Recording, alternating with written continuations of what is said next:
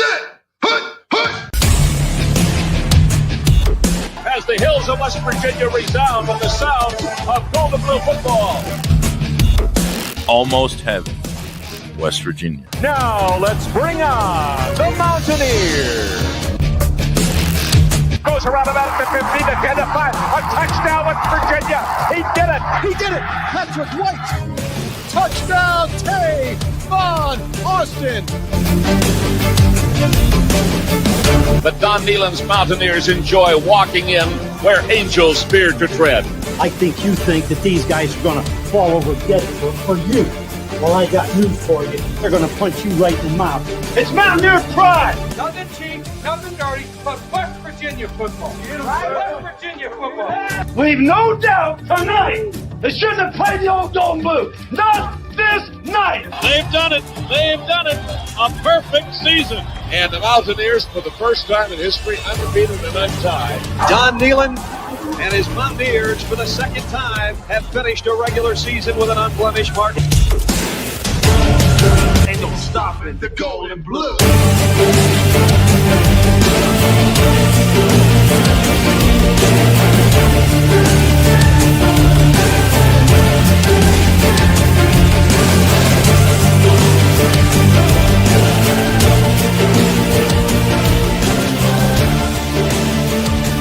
It is a great night to be a Mountaineer wherever you may be.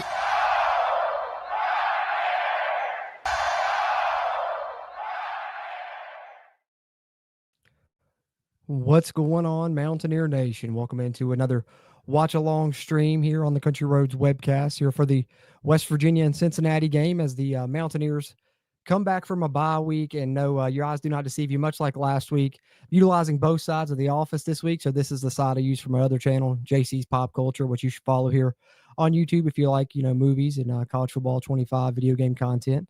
But nonetheless, the reason why Steven's coming over. So instead of us squishing in and me having to rearrange my set that I usually use on the CRW side, I figured why not? I'll just set up on this side and let him set up on the CRW side. And so that's what we're going to do. And of course, you guys know, as always, I'll probably get up on my feet.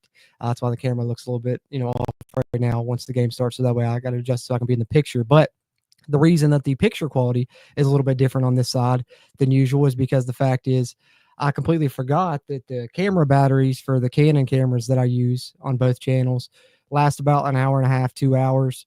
So when we do the watch along, I usually have another one charged up, ready to use. And wasn't thinking about where we'd be using both sides. We'd be using both batteries and didn't think to get a third battery.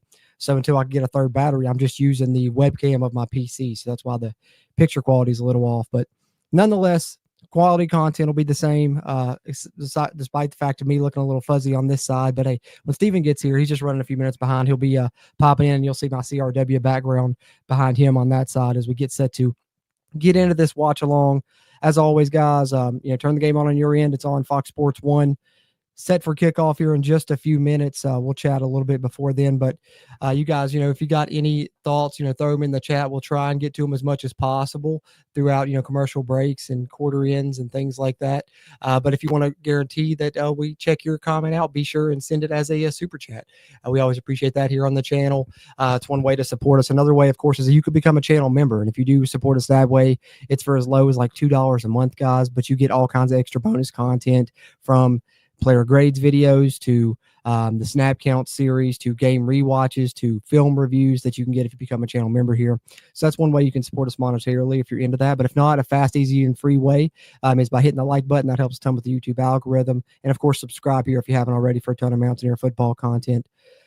Throughout the season, throughout the off season, we cover it year round here on the Country Roads webcast. So if you love Mountaineer football, be sure subscribe here if you haven't already. But as we await kickoff, did have some pieces of news that came out that we could talk about. One being the WVU basketball team getting another win, picking up the win over UMass by 7 points, I believe there. So good for them. And then something else, I couldn't think of what the other one was. I think we talked about the Virginia game in the live stream this week, but nonetheless, injury news for sure.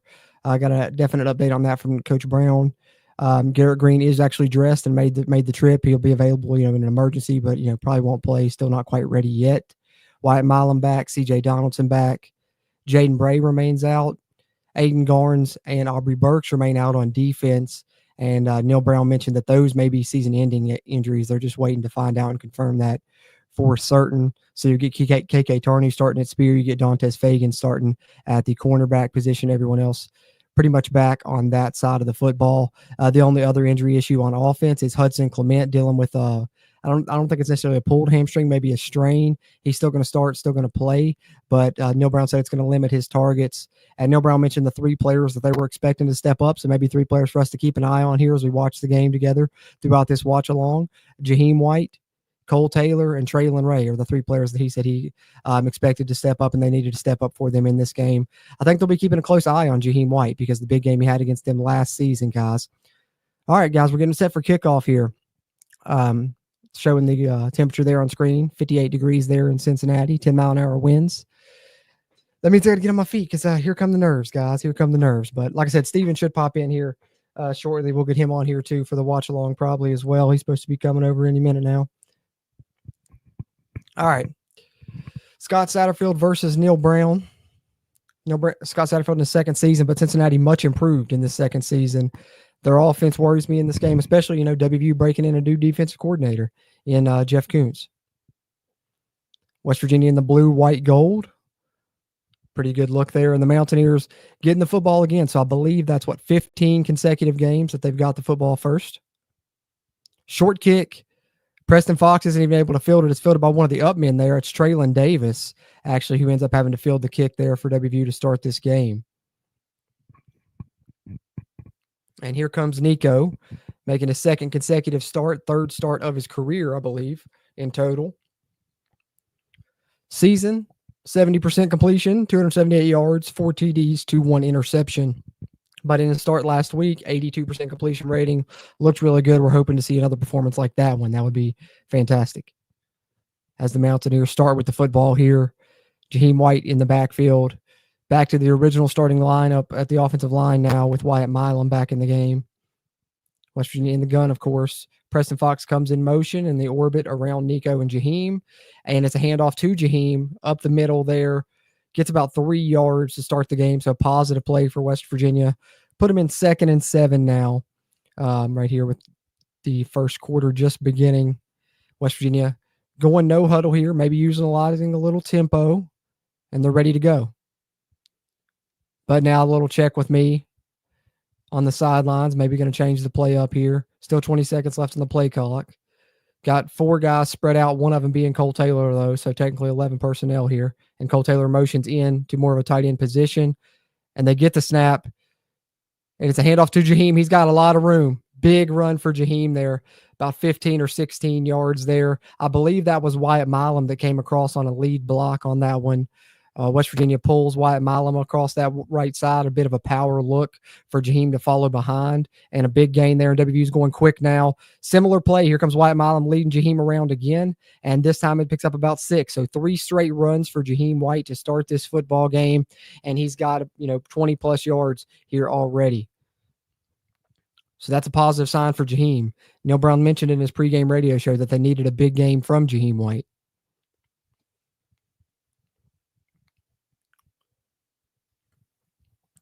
All right, 2nd and 3 for West Virginia up to the 48-yard line now. Rodney Gallagher in motion this time. Cole Taylor still in at tight end. This time it's a play-action fake for Nico, and they set up the screen for Cole Taylor. Cole Taylor makes a man miss after the catch. He's still going, crosses midfield, crosses the 40, all the way down to the Cincinnati 38. Good play there by West Virginia, well-designed screen. Cole Taylor had to make one man miss, and then he had a lot of open field there to pick up the first down and a good bit more. West Virginia crosses into Cincinnati territory up to the 38-yard line here in a fresh set of downs on their opening drive, looking to get off to a good start in this football game, and so far, so good. Haven't faced a third down yet. Knock on wood. West Virginia ready to go again. Nico with the snap, play action again, and then this time gives a shoulder fake. Now he's looking, going through his progressions, and misfires there out of bounds, looking down the field. Looked like it was in the direction of Preston Fox there. So 2nd and 10 for WVU. Not necessarily a negative play there. Obviously, you don't lose any yardage, so not a negative yardage play, but kind of the first play that wasn't really, a positive gain for West Virginia on this drive. CJ comes into the game, but Jaheim stays in as well. West Virginia going to have both running backs on the field. Jack Samarco checks in at tight end. 21 personnel with Samarco as the tight end. CJ and Jaheim the backs beside of Nico. And they'll go to Jaheim on an outside zone look. Cincinnati's ready for it. West Virginia tried to run to the boundary side here, and it loses about a yard or two. It's going to be 3rd and long for West Virginia. On what started off as such a positive drive, 2 bad plays there, an incomplete pass, and then a negative yardage run, and all of a sudden you're 3rd and 12 from the Cincinnati 40. And you have to pick up some yardage here to either, one, go for this or to kick a field goal. If not, I mean, you go here and try to throw a pass and it's incomplete, you might have to punt this football after such a good start to the drive. 3rd and 12 here. CJ's the back now, and he motions out of the backfield to the left, and it's a little stick route right there to Cole Taylor, who's trying to make some hay after the catch, puts his shoulder down and maybe gets another couple of yards, but it's still going to be about 4 yards short up to the Cincinnati 32, but at West Virginia now 4th and 4 from the Cincy 32. Maybe they'll go for this. West Virginia's been pretty aggressive on 4th downs this season. They were up near the top of the nation at one point. Don't know exactly where they sit now, but they're going to make the decision to go for it again. 4th and 4, CJ remains the back.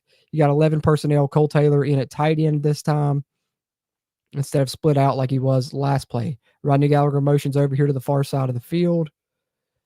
Nico drops back. He's looking for Gallagher, and the throw's a little bit high. Gallagher tries to reach for it, but couldn't quite haul it in. West Virginia, after such a positive start to the drive, is going to turn the ball over on downs, and Cincinnati's going to get the ball back with 11 minutes and 20 seconds to go, still 0-0 in this game. That one hurts. Had such a good start to that drive, too. A lot of positive plays on it. A lot of positive plays on that drive. And that is unfortunate, because it looked like for sure we're going to go down and get some points after we marched all the way down, to the 38 and hadn't even really faced a 3rd down.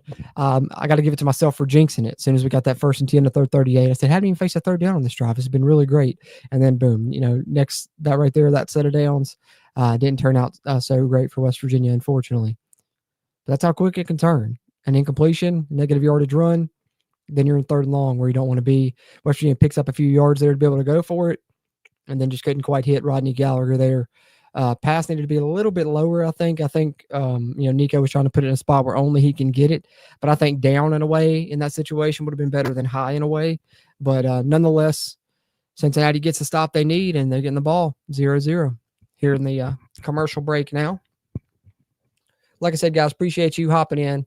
We've enjoyed doing these watch-alongs on the CRW channel throughout this season when we can. Of course, Steven and I both have season tickets, so a lot of times for the home games, we haven't been able to do them. So for the one I didn't get the chance to go to, which I did do the watch-along for, was Kansas State. And then the other one, Brad was actually having a chance to do the watch-along there for Iowa State, so we even got those in the mix as well. But we'll have it for this game. We'll have it for Texas Tech at the end of the season as well.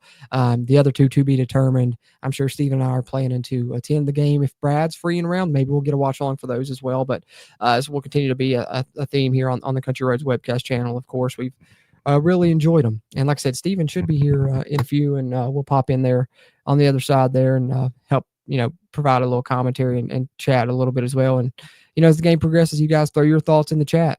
I always appreciate those interactions, man. And of course, if you are watching this live, or if you're even watching this after the fact on a playback, be sure to hit that like button. That helps us a ton with that YouTube algorithm. All right. So good start to the drive, bad end to the drive for West Virginia, unfortunately.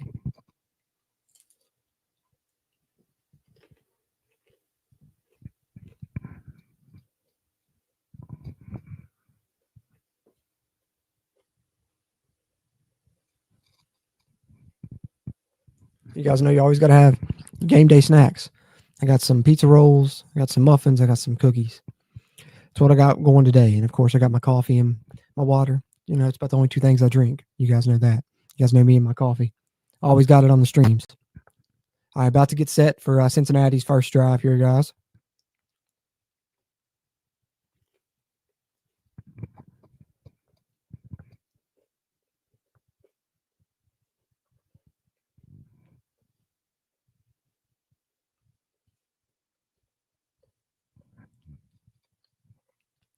Sorbsby tries to drop back and pass on the first down, and looked like good coverage from West Virginia, and he has to throw the football away. Not a ton of pressure. A little pressure came in late from Tyron Bradley, but really looked like good coverage there from WVU as we get our first look at the WVU defense with a new play caller, Jeff Kuntz, a new defensive coordinator for the rest of this season at least.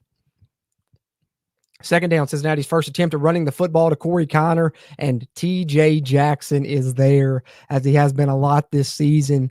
Meets him right at the line of scrimmage, may have lost a yard, so Cincinnati now right into 3rd and long. But let's see how the West Virginia defense handles this now with the new defensive coordinator. We know that's been one of their main issues all season. It was one of my keys to the game was 3rd down defense. We've done a terrible job getting off the field on 3rd down and in the red zone. Let's see how we handle our first 3rd and long situation here, where we know they're probably going to be passing the football here against the nation's worst pass defense, arguably. West Virginia brings some pressure here, though. West Virginia sends about 5 or 6, but Sorsby gets around it and gets outside the containment. He's going to run for a first down, I believe. Depends on where they mark it, but I think he's got the first down. West Virginia brought some pressure there, though. They're going to mark him a yard short. It's going to be 4th and 1. Let's see if they review it and go back and look at the spot, though. But the first 3rd and long there from Jeff Kuntz looked like a bit of more aggressive there, as he brought a lot of pressure and looked like man-to-man coverage behind it. 4th and 1, Cincinnati's going.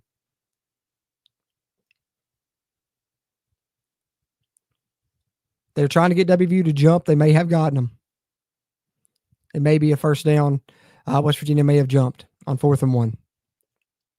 And they did. Offsides on West Virginia. West Virginia with a good, first set there on the first couple of downs. 3rd down, I like that they brought pressure, but you can't let them get outside of your rush there. And then, unfortunately, TJ Jackson jumps there on 4th and 1, or they call it a jump. It looked like he was attempting to shift there on the replay, but called it offsides. First down for Cincinnati now. Approaching 10 minutes left in the first quarter.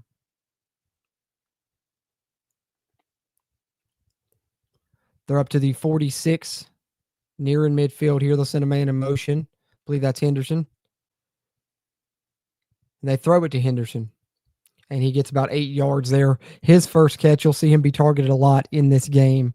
You'll see a lot of targets for Xavier Henderson. You'll see a lot of targets for the tight end, Joe Royer, as well as Henderson picks up 7 yards there. 2nd and 3 for Cincy. Empty backfield here for the quarterback, Sorsby. Royer is in there at tight end. You see him at number 11. Now he shifts to the backfield, and so does Corey Kiner, who was in the slot in a pistol look now. And they'll hand it to Kiner on an outside zone play. That's their bread and butter. You're going to see them run that a lot today as well. Scott Satterfield's offense loves the outside zone, that wide zone, that stretch play that West Virginia likes to run a lot as well. So we'll probably see that play run a lot in this game in general, a little bit from both teams. Although it looked like West Virginia was utilizing some power run plays on their first drive, which I liked there, and they were utilizing Wyatt Milam coming around as the lead blocker on those power runs. But there's the outside stretch there out of the pistol for Corey Kiner to get another fresh set of downs, and Cincinnati's on West Virginia's side of the field. And now they go right back to it, essentially going the other way, and this time it'll only get a yard. 2nd and 9 for Cincy now, up to the 46 of West Virginia, about halfway through this first quarter now.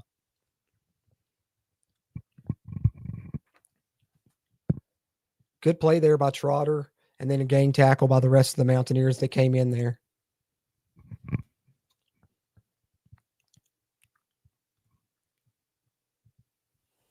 Second and 8 for Cincy. They give him 2. I believe I said the 46. It's the 41, excuse me. Sorsby now finds a man right there sitting in the zone. Just comes into the zone and sits in that hole and hits him right there for that little spot route. Completes it, picks up about 15 yards, and they're moving.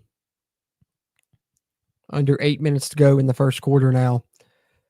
1st and 10 for the Bearcats, West Virginia side of the field.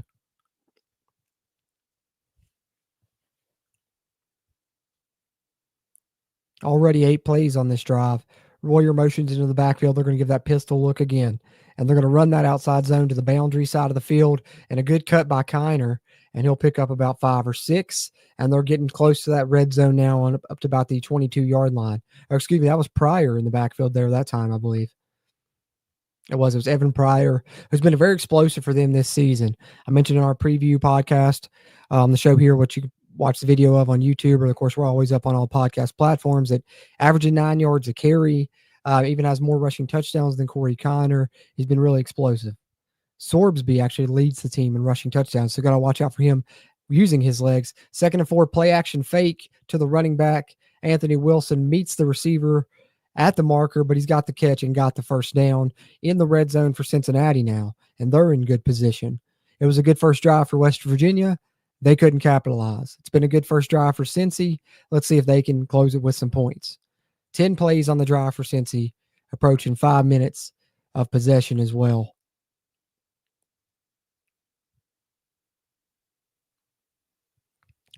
Lewis, I know. He said, why so desperate to go for it with a bad defense? Neil, that's just been his MO lately. He's just been going for it always. Pistol set here. They'll hand it to the running back. He's got a little hole there, but a great play by Sean Martin, because it looked like he was going to be able to burst through there and bust that in for a touchdown maybe, but Sean Martin may be the last man to be able to grab him. Does make the tackle and limits it to a 4-yard gain. So he's able to get Kiner to the ground there. 2nd and 6 for Cincinnati now.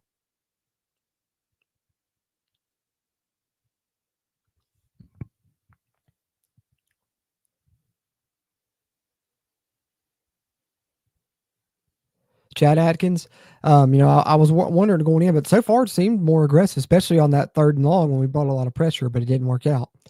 2nd and 6 out of the pistol again, 2 tight ends.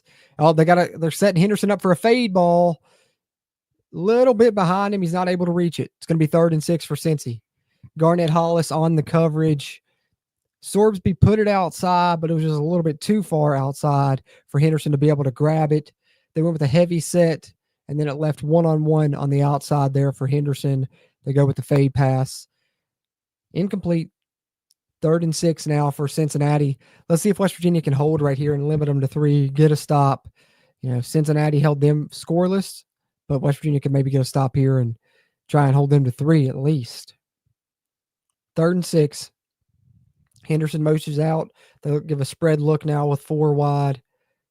Sorbsby going to drop back. It's a QB draw. I told you, watch out for his legs, and there they are. He's got the first down all the way down to the 3-yard line. It's going to be 1st and goal for Cincy. Sorbsby, he can hurt you with his legs. Like I said, he leads them in rushing touchdowns, and the quarterback draw with a lead block from Kiner, a lead block from one of his offensive linemen. He's able to get down right near the goal line. Good job by Tarney to be able to make the tackle before he gets in. But now it's 1st and goal for Cincy at the 2-yard line, and they look to take the early 7-0 lead and capitalize on their good drive, unlike West Virginia, who was unable to do that.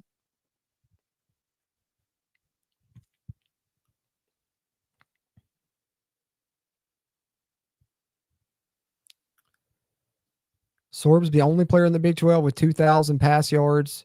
I didn't see the rushing number, and I think it was in 5+ rushing TDs, though. He's quietly had a very good season transferring in from Indiana. They've had some big additions. Royer, tight end's been another one coming in from Ohio State. Probably got to watch him here in these goal line situations. I'd be surprised if they don't try and run it first, but we'll see. Goal line set here. Everybody's up on the line of scrimmage besides the fullback and running back in the I formation. They send a man in motion, and they pitch it out here to the wide side and let Kiner get the edge. Good play design, and Kiner's got the speed to get it. Touchdown. Cincinnati, they take the early lead here. Going to go up 7-0 with just over 5 minutes left in the first quarter. See if Steven messaged me.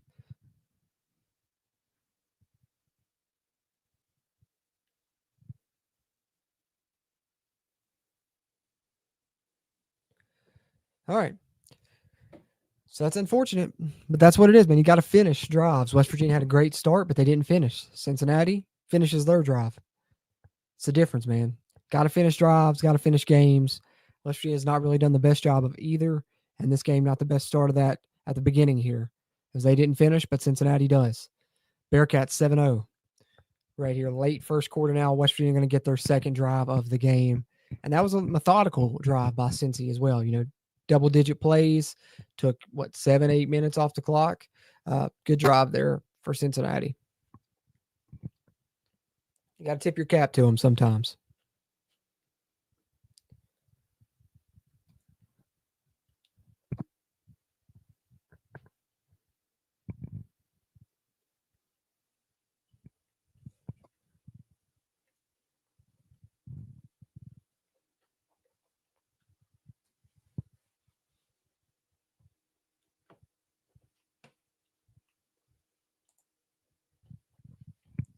Yeah, Eric, man, I'd love to see us win out. I'd love to see us win out. This is a big one, though.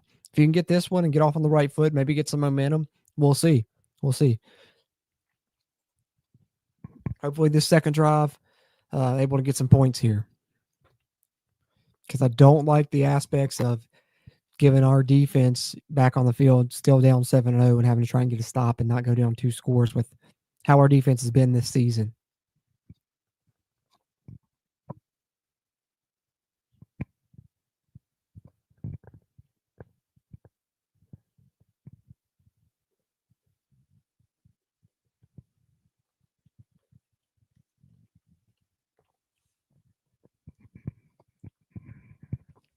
But I'd say, honestly, I mean, for the first drive under Jeff Kuntz, at the start, I was not upset about it because that 3rd and 10 they had, we sent about 5 or 6 guys, brought a big pressure. It just didn't get home, and then he escaped and then got those 9 yards, which able to get them in 4th and 1, which really then got their drive going.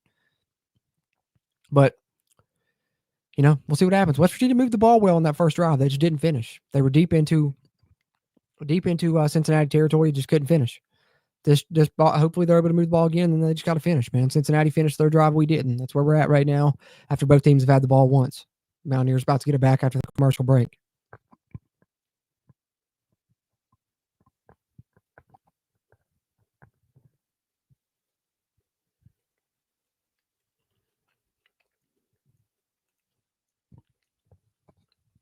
Oh, wow. I didn't realize Connor hadn't had a rushing TD since week 4.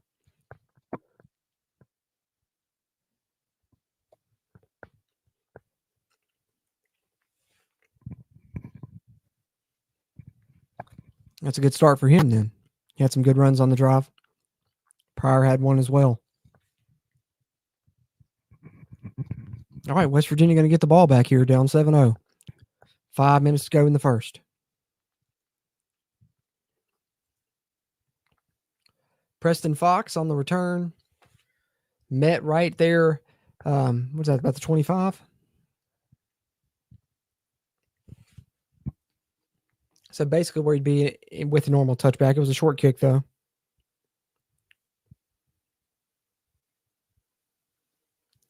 Oh, yeah, Steven said he's about to be here. Perfect.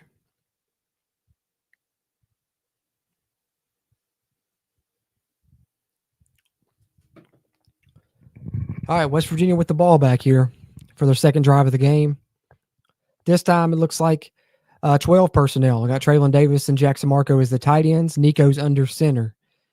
He's going to hand it off to Jaheim on an outside zone play. Jaheim makes one man miss, tries to get outside, and just about is able to, but a good tackle there. He's grabbed by his feet by Sachs there, I believe is the guy on Cincinnati. Limits it to a 2-yard gain after it looked like it was going to be a little bit bigger than that.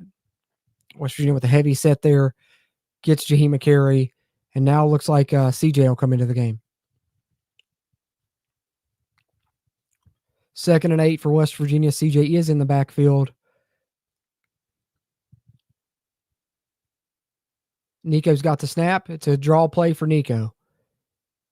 He lowers his shoulder to get an extra couple yards. It'll set it up 3rd and short, about 3rd and 3 for West Virginia.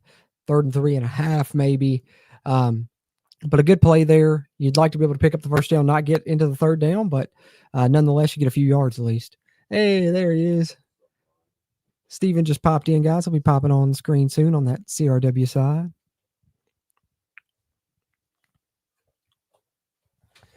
Some goodies for you over there in that box, and then there's some pizza rolls right there. And I got you a couple Gatorade and water over there.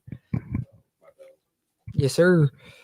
All right, 3rd and 3 for West Virginia here on their second drive. Nico trying to run a quarterback power play, and they're all over it. He's going to lose a yard. They're going to have to punt the ball away.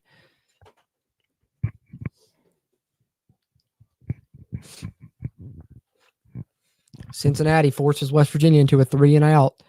After a good first drive for West Virginia, they couldn't close that one. Cincinnati closed their first drive, and then West Virginia goes 3-and-out here. QB run for Nico on 2nd down, and then they try to set up a QB power on 3rd down, and it was not there. It was blown up from the beginning. Nico never stood a chance there. There he is.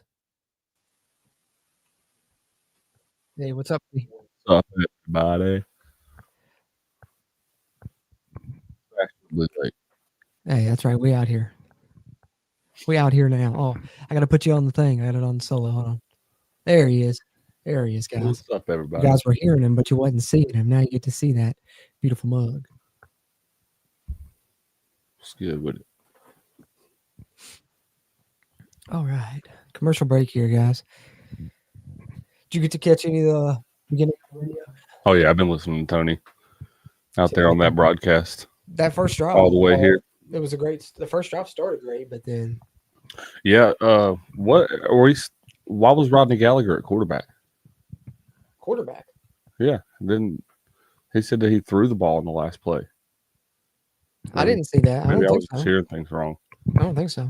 We tried to throw it to him on the 4th and 3 or whatever it was. On the last play. Okay, maybe that's what it was. Yeah, He just that worded it. Tony just worded it weird. It sounded like Gallagher threw it. Rodney was throwing. I wouldn't mind to see it. I know he's played quarterback in the past, but I was like, well, don't tell me we're down to that, by God. Oh, can you see? I'm not blocking you, am I? No, you're good. Okay, yeah. Because that's what I was telling them was when I seen you was gonna come, we was gonna do both sides. Didn't think about not having a third camera battery. So because how that one dies, we gotta switch it out. Oh yeah, The second one's right there ready. Yeah. But so instead of using that, I'm using the camera on the actual PC on this side, just the webcam that comes on it. So that's why my picture's not as crisp. But I'm ordering a third camera battery for future. I'm gonna move you guys over here. So that way, when I'm looking at you guys, it almost looks like I'm looking at the camera. And I got the game up on my PS5 since I was on this side. So nice. You got this one. I got that one. Nice. We got the setup, guys. We got a whole vibe going on over here, if you will.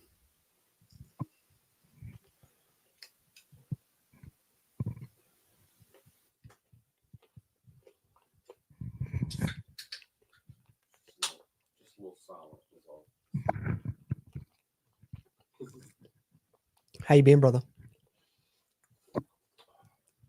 Buddy, I've been struggling. I woke up at 11. Trying to take a shower really super quick. Oh, I knew because when I texted you, I was like, oh, he might not be up yet. And then I got to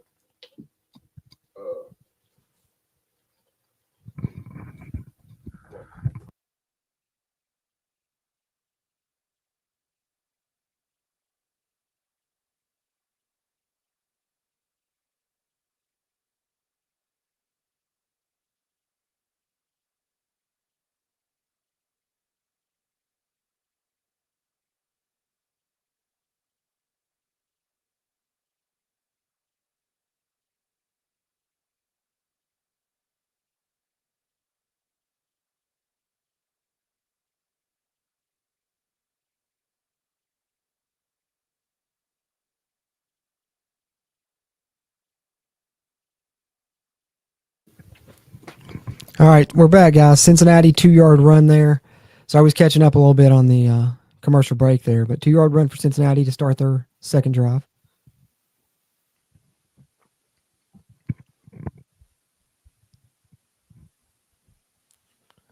They're going to go pistol here on 2nd and 8.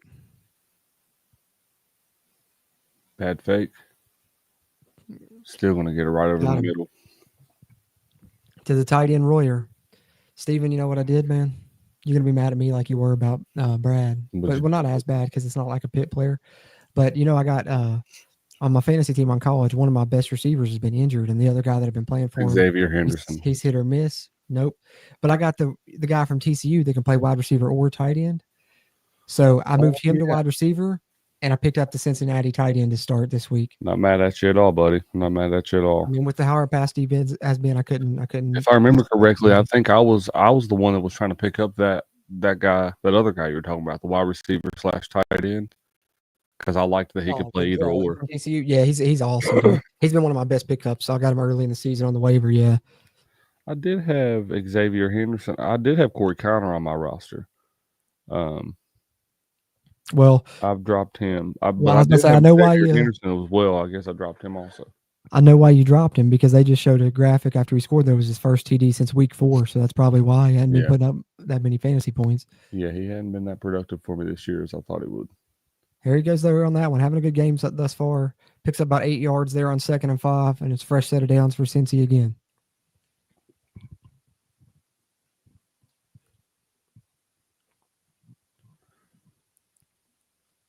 West Virginia defensive line needs to do a better job of holding their own. I'm surprised our run defense is giving up this much early on. Yeah, they've been running the ball a little bit on us. Run defense had been solid all year, but I'm sure we were probably expecting them to come out and throw the football a ton as well. So maybe, we have to make some adjustments. There they swing it out to the back. Pryor, who does make one miss. Limit him to a couple. He's explosive. You got to try and get him out or bounds or get him down because he'll make you miss, as you saw right there, to be able to get those couple yards.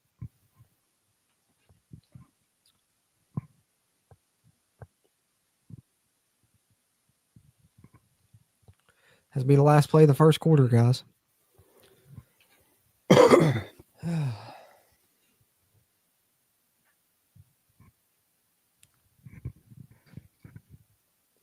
David Friedline upset about going for it there on the 4th down. I think there's been a few people in the chat sharing their feelings there on that early drive.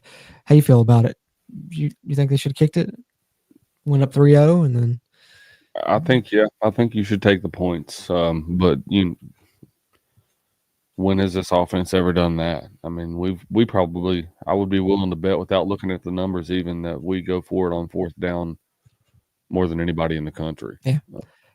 I was already expecting us to. See how successful those numbers, you know what I mean? How successful we are when going for it on 4th down. But yeah. It's at least 50-50, I think. Well, I literally think since that Pitt game in 22, man, he's literally just after that he was like, all right, they're mad I didn't go for his. I'm gonna go for it all for forever on now, pretty much. Like anytime it's like 4th and 3 or less, like we're rolling. Usually it's like okay. So I mean, I was expecting it, whether I agree with it or not. I was expecting it. I would normally, I don't know, with some of our teams in the past, I think it would be better to do that sometimes, but I don't know. I think it's just more knowing your team and knowing if you have a better chance of being successful of going for it on 4th down, or if you're just doing it because. David Friedline, as I mentioned a little bit at the opening, Hudson's dealing with a little hamstring injury. He's going to be limited today, so they're going to have to limit his touches, limit his snaps. So that's why we haven't seen him targeted yet.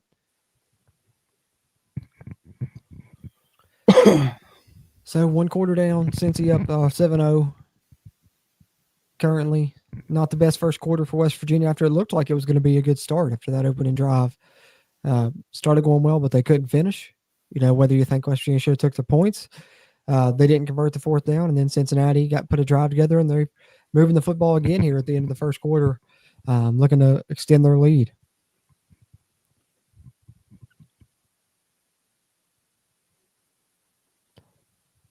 Yeah, Eric, I'm wondering if that injury must have happened this week in practice a little bit or something, because they hadn't said anything about that all week, and it just popped up on game day about Hudson. We knew about all the others.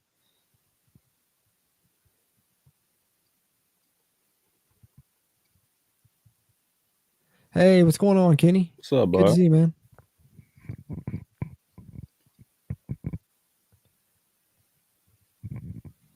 I'd like to make a trip up there to Cincinnati for a game one year. I think that would be. That'd be a fun stadium to visit.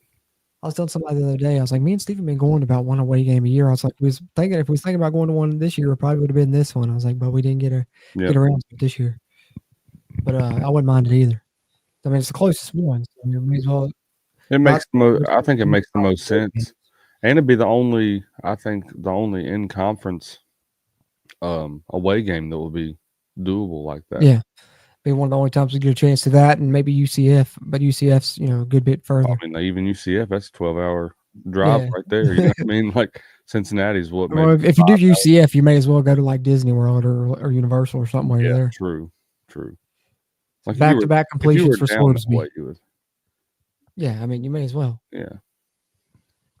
Sorbsby finds Henderson there. Cincinnati's moving. Another long completion before that. And now it's 2nd and 3 for Cincinnati. They're approaching the West Virginia red zone here.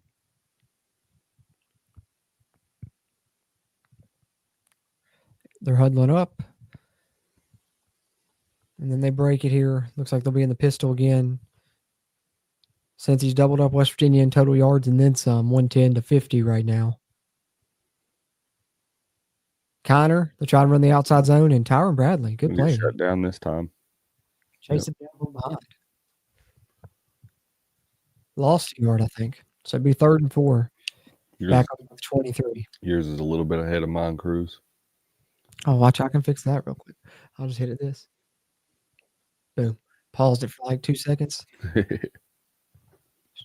Now we'll be exactly synced up. Let's see. I'm watching on my PS5. He's watching on the TV. Like I said, guys, we had to set up, man. We had to get set up. Bro, it's like dead on the money matched up. It's crazy. That's perfect. They hand it off. Kiner's trying to push the pile. He's going to be a yard short. Yeah. Yep. See if they go for it. See what their move is here. 4th and 1. They've already got 1 4th down and 1 conversion in this game. The offense is not hesitating. They're going to go quick, it looks like. 4th and 1 on the 20 yard. It's be a big stop right here for West Virginia. Watch a trick play, though. Last time they ran Sorsby, I believe. This time they handed it off. Bootleg out to the right. Got him down. No, it's intercepted. Dantes, no, that's Anthony Wilson. Andrew Wilson. Anthony Wilson to the end zone. Defense. Good job. Wow. Sorsby was getting sacked and just threw the ball into the air trying to get it rid of it. I don't know if he was trying to throw it away or throw it up to somebody, but it lands right in Anthony Wilson's arms for a pick 6. Hey. Wow. What a play. What a play. What a play. I'm taking credit for that one. You know, celebrate. They wasn't doing well, and then I showed up here, and I got on the. I'm going to take credit for that one. Good job, me. So here's what I got to say about Jeff Kuntz' defense thus far. I mentioned this on Cincinnati's first drive. It ended in a touchdown, but on the first 3rd and 10, we did something different than we really had done. We sent about 6 guys in on a man-to-man blitz, and then there on that play, we did something that we haven't done a lot. Is blitz the spear, because they talked about that all off season, but we never saw Aubrey Burks do it a ton. We know KK Tarnew in for Aubrey Burks on this play. He comes on the blitz there. Sorsby fakes the handoff, and then he chases down Sorsby, about to sack him, and then Sorsby throws it up for the pick 6. So, the defense maybe not performing, is much better really as far as Cincinnati's been able to move the ball, but there's some different things that we haven't seen. Hey, they're opportunistic, though. And then right there too. Yeah, exactly. We haven't seen that. I mean, that's our first pick 6 of the year, man. I mean, way to be, way to play with a heads up also. So to be 7-7, 12 and a half minutes left in the second quarter. West Virginia's defense gets to go right back out there, but now with a little momentum. Let's see what happens. I'm going to have a celebratory bite of this cookie. Well, I know West Virginia's defense has struggled with certain things for, a good part of this season, but for all that's been bad, I think, they have continued to come to play. You know what I mean? Like they've had several good games, as many as they have bad games this year. Not trying to give them any excuses or anything like that, but they've made some pretty good plays this year without, as how bad as they've been.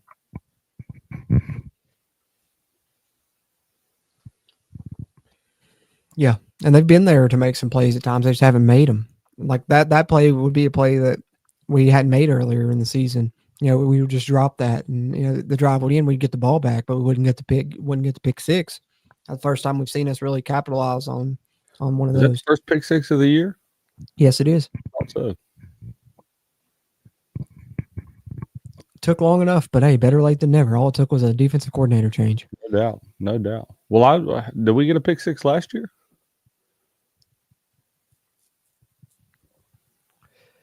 Yeah, I think didn't Beanie run one back? I know Beanie ran a punt back. Did he run a pick back too, or close?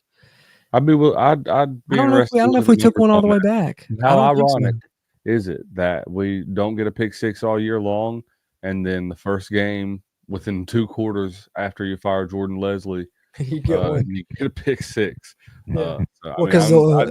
Is it coincidence or correlation? But just what I mean. I'm trying to think. I don't remember one that we had last year. The closest ones I can remember was like Aubrey and Beanie against Pitt, but both of them got tackled. I don't think they made it all the way back.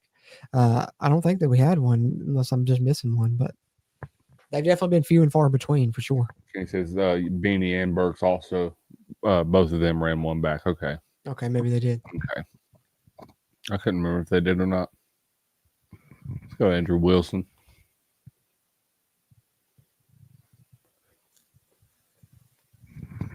There's Tarnu highlighting there, kind of coming off this edge. It's good press coverage on the outside over here, too. I know they was trying to run that screen. That's the second time that they've been. We've brought 5 or 6 guys and had some man coverage behind it, something we haven't done a lot this year. So a little bit more aggressive on the blitz and a little bit more man coverage than we've seen. Yep.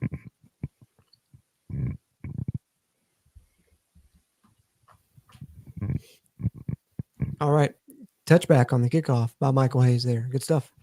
So 7-7. Defense back out on the field, but now maybe a little bit of swagger. Let's see what happens here.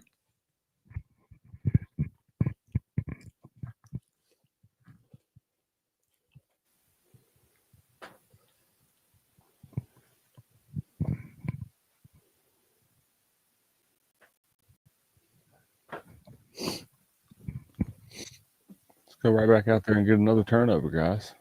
I mean, might as well. Still a fan of the canary on the visor. On the visor. Oh yeah, it's nice. Reed Carrico tackles Connor. They go back to that pistol. Seems like about every time they went to that pistol look with Royer in there, they ran a stretch zone, but got to look out for them setting up some play action off of that later with Royer sneaking out of there.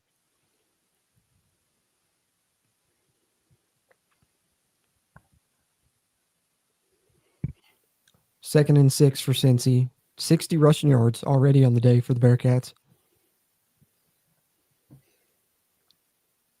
Hand it back to Connor. This time West Virginia's in there. He's able to slip through, but maybe get a yard. 3rd and 5 for Cincy. This would be big right here. After a turnover and a pick 6, to then get a 3 and out.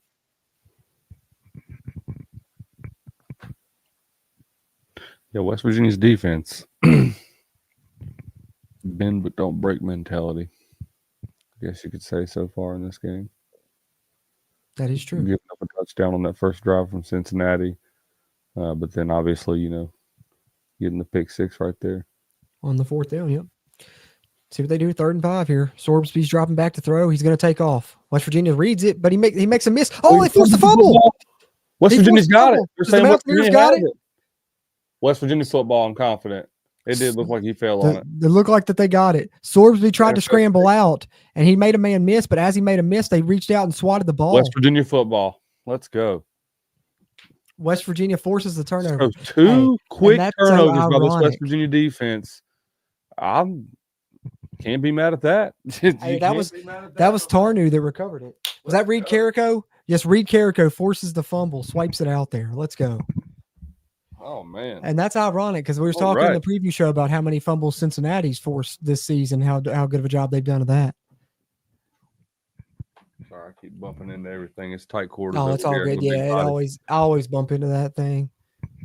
Now Tarnu gets to wear the turnover helmet as he recovered the fumble, helped force the turnover last time, nearly sacking the quarterback who then threw the interception. So 2 turnovers forced by the West Virginia defense here in the first half. How about Jeff Kuntz's defense performing for him here in his first debut? Let's see what this offense can do now. After you get your defense, get you some momentum. Got you a score to tie the game back up. Now it's 0-0. Was that 2 turnovers within the past 3 plays? Yeah. I mean, game time, I'd say it was all in a minute and a half, if that. I'll set up a screen to Jaheim, and it's beautifully. He's got blockers downfield. He's got a lot of room downfield. Oh, my goodness. 7-yard line. Go. Good stuff. Jaheim White's going to set up 1st and goal. Let's go. Let's go, bud. Let's go. I gotta dap Steven up every time something good happens. It's been a good luck charm so far. Big play there on the screen. Picks up about 30-plus yards there. Nico to Jaheim, gets Nick Malone out, way out ahead of the play blocking. Well designed there. And I love that, getting Jaheim the ball in, some different ways. All right, 1st and goal here, guys. Let's be smart. West Virginia looking to take the lead here. 1st and goal. Looks like they got Nico they under got center. motion. Rodney Gallagher. Play action. Screen to Cole. Cole Taylor. We got him down. Couldn't quite They shake marked him loose. down at the 9. They marked him down at the 9. That's Yeah, crazy. I thought it was Cole about just got to the the 7 or 8. Would get about 2 yards, about the 7. Second and goal. Must have said he stepped out of bounds right there or something.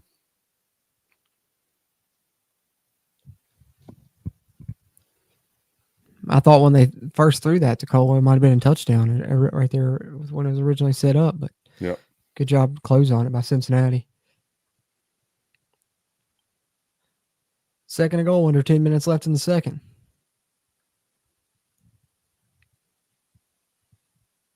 I think you hand it off here. Yeah. Yep. Give it to CJ. Cincinnati's ready for it.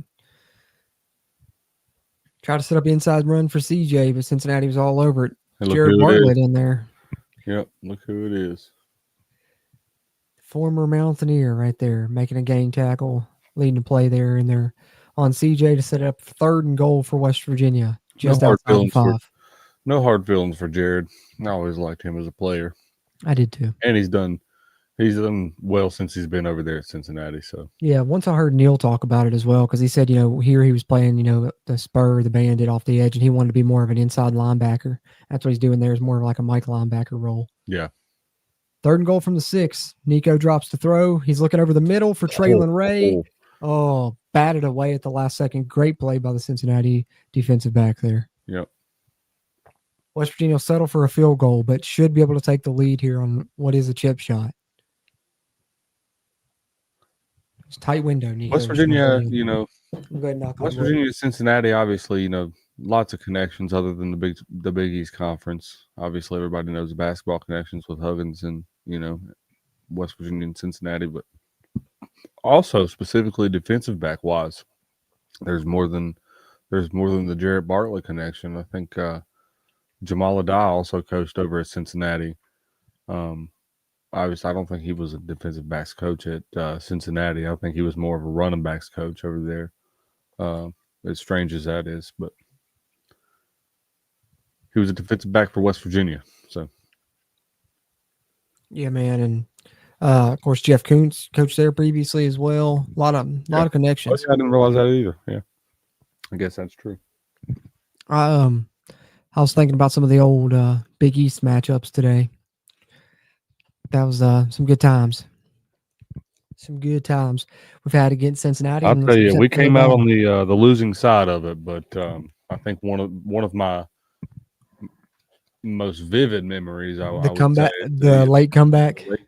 Yeah. Whenever West Virginia came back, me and my grandfather, we had left that game. We tried to give them chance after chance, and they just kept. Cincinnati just kept scoring and kept scoring and kept scoring. And you guys, living in the southern part of the state, it's a 4-hour drive, to and from. So, like, if it's not looking like you're going to win the game, like we usually stay to the end. We do, but I mean, like if it's not looking pretty, we try to get on the road. With that being said, anyway, there was about 2 or so minutes left in the football game.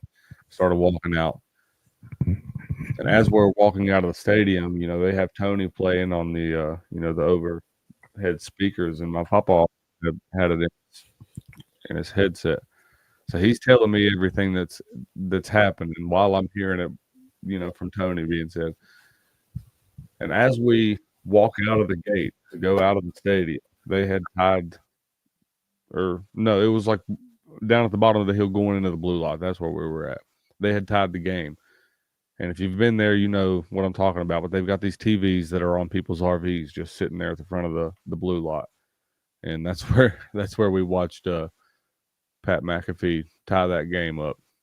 So everybody raced back into the one end of the stadium and watched the overtime and watched us eventually lose that game. But still, that's one of the greatest memories that I have, funny. just because of like how the atmosphere shifted in such a moment. They wasn't even checking ticket stubs. Well, My voice was complete. I remember like midway through the fourth quarter, my voice completely like just left. I was screaming, and it felt like a golf ball got sucked down my throat like a garden hose. He's done. And that was my voice. It literally left in an instant like that, and it tripped me out. I've never had that happen before. It's usually been a gradual process. Well, and that's funny because I remember that game vividly too. Because Pat White's senior year, Pat McAfee, as you mentioned as well, and I remember because during that game we was actually over, me, my mom, and my dad, my brother, went over to my aunt and uncle's house to watch the game. Whole game playing terrible, and made a similar decision. Like we're like, all right, let's go back. We'll listen to the last few minutes on the radio. So on the ride home, listen to it on the radio. By the time, they live in a different part of town than we do. It's probably, 5-10 minute drive, whatever. By the time we get home, West Virginia's, about to kick the onside kick. So we're like, let's sit in the driveway, let's see what happens. Kick the onside kick, get the ball back, hit the field goal, send it to overtime. And we're sitting there debating then at that point in the car, still in the driveway. Do we still listen to the radio, or do we go back to my aunt and uncle's? And we went back to my aunt and uncle's and watched the overtime. And I blamed myself for the longest time because our good luck was listening on the radio, and we went to my aunt and uncle's, and then we ended up losing. So I was like, we should have stayed in one place. And that's why a few years later, when me and you were in the concourse, I was like, we got to stay in the concourse. And it worked out that time. So superstition sometimes is weird how sometimes that works out. It's not superstitious if it works. Hey, that's right. That's right. Cincy with the ball back now, down 10-7. Try to set up a little RPO to Henderson. The ball sails. Jacoby Spells there on the coverage. It'll be 2nd and 10 for Cincy now, about halfway through the second quarter. And as usual, guys, we'll go ahead and give you guys a reminder. During halftime, we usually take a little break, go use our restroom, refill our drinks, refill our snacks, all that good stuff. But we'll pull up the score on the screen. Of course, we'll throw a little banner on to let people know. But if anybody comes in the chat, let them know we'll be right back after the halftime break. And, of course, still do the commentary for the second half and chat with you guys. But as always, throw your thoughts in the chat as well. Sorbsby hands off here. That's that outside zone of the pistol they've been running this game. West Virginia more prepared for it this time. Limits it to about a 3 or 4 yard gain. Be about 3rd and 7 for Cincinnati now. Approaching 8 minutes to go in the second.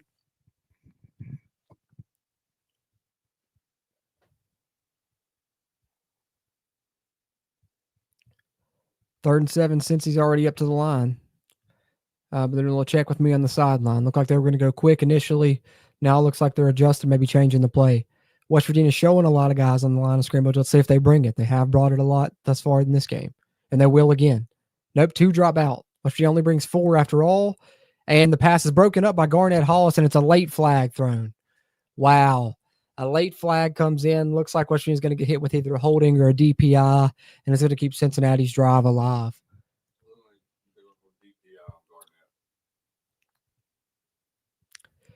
Yep. And that flag came after the ball had already hit the ground. No, they picked it up. Nice. They picked it up. No foul for pass interference. That was deep. That was good. It didn't look like it to me. Let's see here on the replay. Runs a stop route. Garnett Hollis comes up. I don't think that's pass interference to me. It was closer than I thought. I mean, it might have been a tad bit early, but no, I mean, the throw wasn't exactly online either. I don't even know if you'd have been able to jump and grab it. Nonetheless, West Virginia gets a stop. So they forced a couple of turnovers and now a stop. West Virginia's defense may be finding its rhythm under Jeff Kuntz.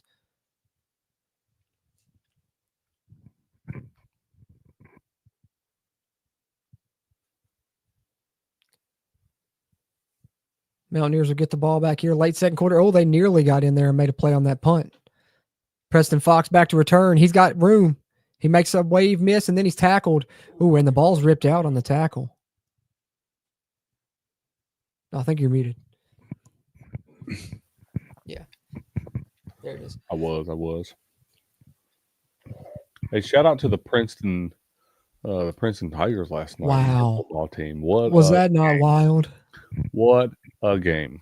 Was that not wild? I'm not even a Princeton guy. I went to Bluefield, but I mean, they're having that's their first ever undefeated season, right? First ever undefeated season. Several prospects on that team should go D1 somewhere. They've already got a guy committed to Penn State, and Daniel Jennings plays running back on offense, but is a much better, in my opinion, defensive lineman, defensive end. Like I said, already committed to Penn State. But several other guys that the WVU is looking at. I think Maryland's even looking at. one of those guys that West Virginia is also looking at. So if you haven't, you like high school football, check out those guys.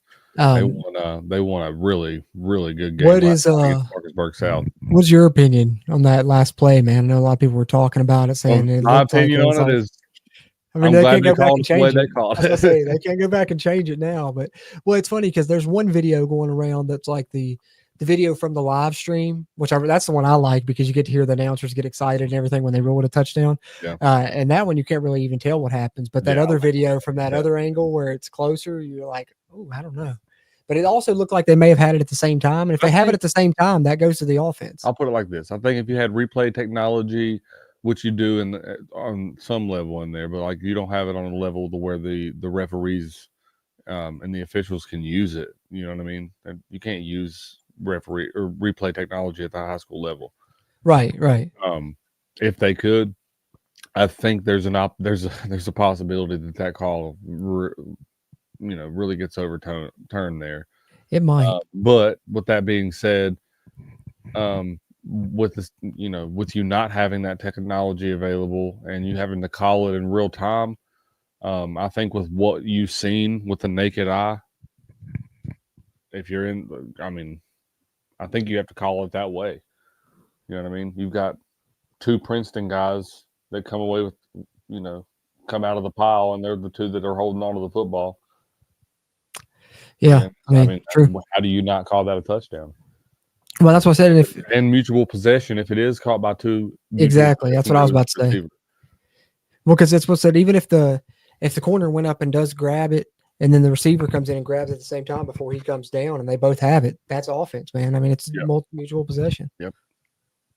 And that's where those fine lines of the rules come into play that a lot of people really don't, what I mean, don't bother to take into account whenever they're looking at it. And I get the bias, but. So like Princeton probably be number 1 seed in the AAA playoffs. Will be. That's solidified that they will be the number 1. Nice. A little miscommunication there. West Virginia tried to take a deep shot. Nico looked like he was throwing more of a corner. Receiver was running more of a post. Luckily, falls incomplete, though. Yep. We're going to have to get on the same page here, guys. I like the thought of taking a deep shot. That's one thing I was hoping to see us do a couple times or so in this game. There's one, didn't work out, but 2nd and 10 for West Virginia. But now you put yourself where you got to have a little positive play right here. I don't know. Offense has been really run heavy, I would say, under Neil Brown. I'm interested to see under Nico how much more passing. If they do a little bit more. Passing we do, yeah. Power play to C.J. Donaldson, heavy set there out of the gun, and he's able to wiggle through, get about 3 yards. So it'd be about 3rd and 7 for West Virginia. Something positive there, make it a little bit more manageable. At least you're not in 3rd and really long, but still probably more of a passing situation. I agree. They got lucky. I think a few people would agree with that probably, but hey. Another name I want to mention off that squad is Markel Lowe. Everybody, if people think Dom Collins is a dog, and he is a dog, but Markel Lowe also, that kid, he's special. That's the running back, right? Yeah, he's fast. Yeah. 3rd and 7. Nico drops back, looks outside. It's a little high. That's the second one, unfortunately. Nico kind of in a down play that's been a little bit high. Traylon in a position there. He couldn't, you know what I mean? Traylon couldn't agree. I mean, Traylon was open. He won his one-on-one to throw just offline. Similar to the 4th down to Rodney Gallagher earlier, where the throw was a little bit offline. This one was even more so. But West Virginia's going to have to give the ball back. To Cincinnati here, late in the second quarter. If West Virginia's defense can step up, they might get another possession before halftime. But for now, it's 10-7 WVU. Less than 7 minutes to go since he getting the ball back.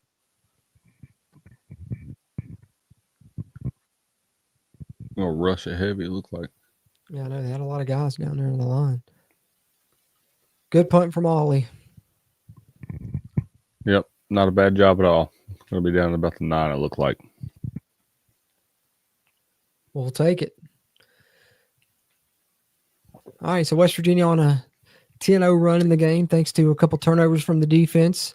But then they get a stop there they can't capitalize on. Now they need the defense to step up yet again here in the second quarter. Yeah, I agree. Nico does look like he's forcing a little bit, but I don't know if that's as much Nico's fault as it is. He's just getting pressured. He's trying to get the ball out quick. I think that was miscommunication with the receiver there a minute ago. But That's not like Nico to throw that on the deep ball. Yeah. He's been really accurate up to this point. Well, and what I'll say on the other ones is that, I mentioned the fourth down to Gallagher earlier, and then that third down pass that he missed to Ray right there is at least, both those times he's made the right read on his progression. That's been the guy that's been open. He's beat his man. It's just the throw's been off. And that's something that he'll fix and get right. We've seen Nico be accurate in the past. He'll be accurate again. Just been inaccurate a couple of times so far in this one. Yeah. Yep. I think this is obviously we've talked a lot about, the Cincinnati and West Virginia have a lot of history together in the Big East Conference. Excuse me. But I think this is potentially going to be, West Virginia's newest in-conference rival, because you're potentially going to play them more often than you don't play them in conference. So I could see that. I think these are going to be a lot of close battles, no matter where they're playing, West Virginia or Cincy. Indeed, I agree. Basketball games are going to be fun to watch, I think, too. I'm going to try to go to a few games this year. I think one game that we were talking about is possibly – it might not be this game, but I think the Iowa State game is the Jerry West Appreciation. Ooh, I'd like to go to that. Try to go to that. I'd like to try and go. I haven't been to one in a few years. Same. I haven't been to one probably 2 years or so.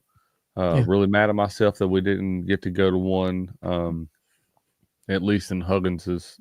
We didn't know it at the time. I was going to say, if you'd have known it was his final years, that's the only thing. He didn't get to have that last run that we thought he would. Yeah. A lot of people would have went to those games, last year if it was where it remained to be Huggins, but he never got to have that final run, really.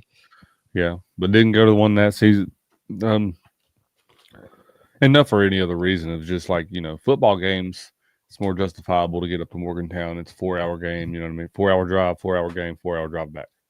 That's more justifiable than 4 hours up, 2-hour game, and then basketball games are just super, super quick. That's why I understand fully why they don't, but for selfish reasons, I wish they would play in Charleston, at least once or twice a season. Still.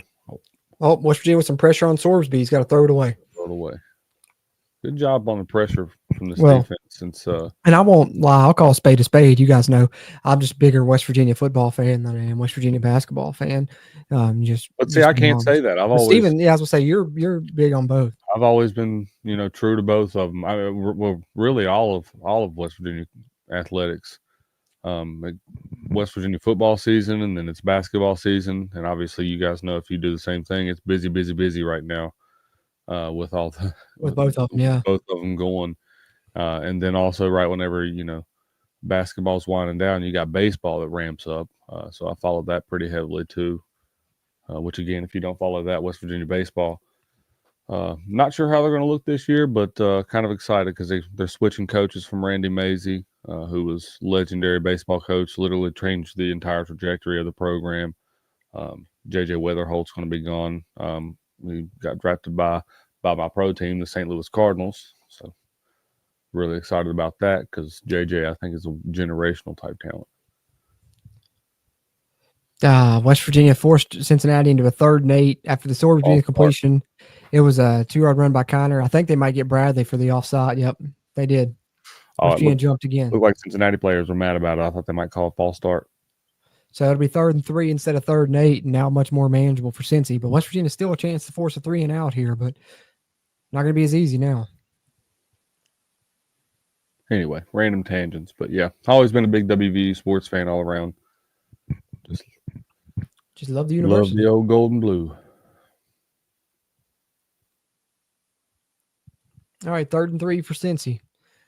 They're going to run an option look. Sorsby is a QB power. He's short. This defense is short. Has come to play in the second quarter, you guys. Big stop right there. West Virginia getting the ball back now. Late second quarter, up 10-7.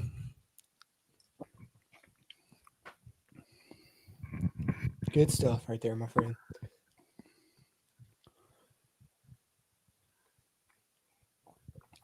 Brian Miller, yes, I did.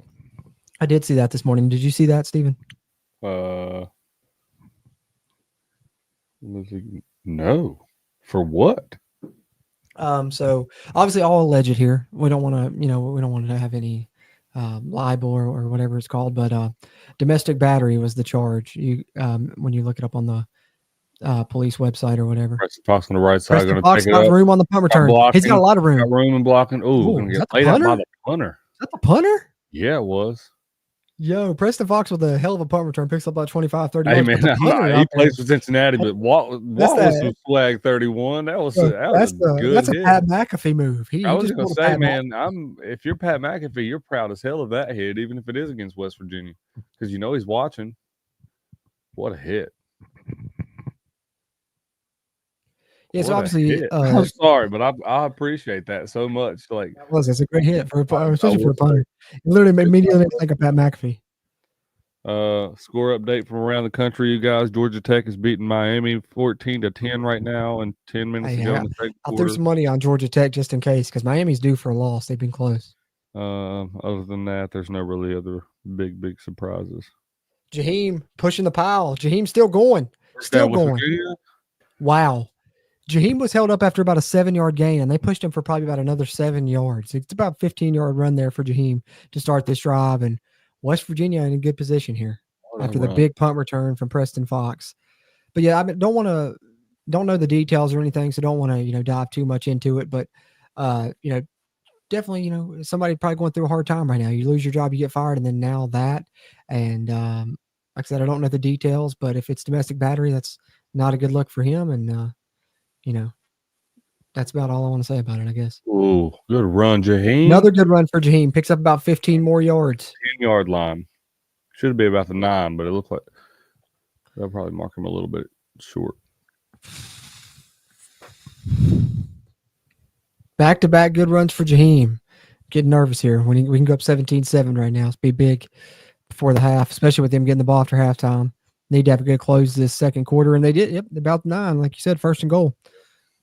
Under 4 minutes to go in the second quarter now.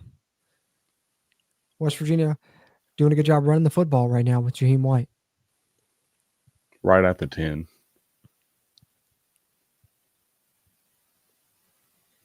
Nico Touchdown. on a slant pass. He fits it in there. Great catch by Justin Robinson. See, like I said, guys, that kid, he's just.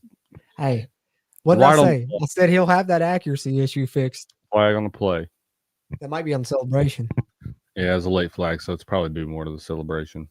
Hey, but how about Nico threw a dot, but J. Rob, man, he took a hit from that safety too, right on the chin, held onto the football. Underrated this year. J. Rob has been making some plays. Obviously, he made that really great catch in the Pitt game. But other than that, he's made a few other outstanding catches. I'm pretty sure he was the one that caught that over the middle slant pass from Nico in the Oklahoma State game. That was right on the money like that. Yep. Those aren't easy catches to make, you guys. I know they make them look easy. But over the middle, when you don't really right there and you got a guy coming across the middle and about to smack you in the face like that, and it's not an easy catch to make. Shout out to Nico, not only throwing the dot, but you see the offensive line run blocking there. That's an RPO. He has to make the decision to put that in the running back's belly or to throw that glance pass right there on that slant, and makes the decision to throw the glance. It's a good one. Fits it in a tight window. It's a West Virginia touchdown. Yep. Oh, targeting is the call there on that hit on J. Rob.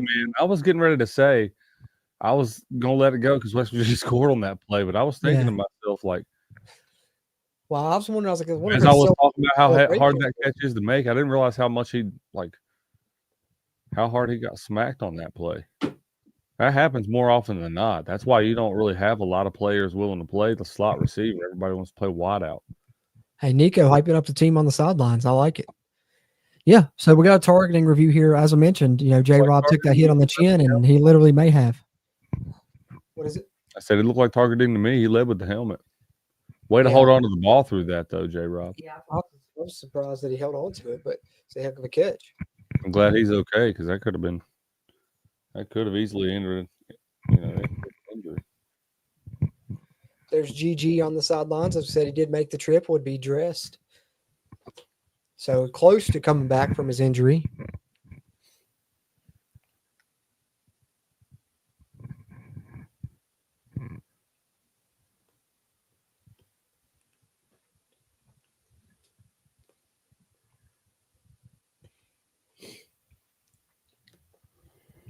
Got targeting review here, guys. We're waiting on. 3 minutes, 37 seconds left till halftime. West Virginia going to have a 2-score lead at 17-7, but we'll see what happens with the Cincinnati safety there. I love what you're seeing out of Nico so far. You gotta remember he's still young. I mean, fairly young. A lot of players at his stage of his career are still trying to learn the playbook for the most part. And I mean, he's already, in my opinion, he's ready to take over an offense completely. I'm not saying that he plays perfect all the time, but I think for the most part, he plays very high IQ football, and I don't know. He's a very talented player. He's got the best accuracy and power out of the quarterback that I've seen since Gino. I like him a lot, man. I really do. Brian Miller, appreciate you, man. He says, don't forget to like. Yeah, we really would appreciate that if you're watching this with us live, or even if you, for some reason, are tuning in on a playback. Sometimes that happens as well. Just hit the like button for a second. Take a quick second. Hit that thumbs up. Helps a ton with that YouTube algorithm. And subscribe here for always a ton of Mountaineer football coverage, not only throughout the season, but throughout the offseason. We're here year-round covering WVU football. But appreciate that, Brian Miller. Going to get a call here.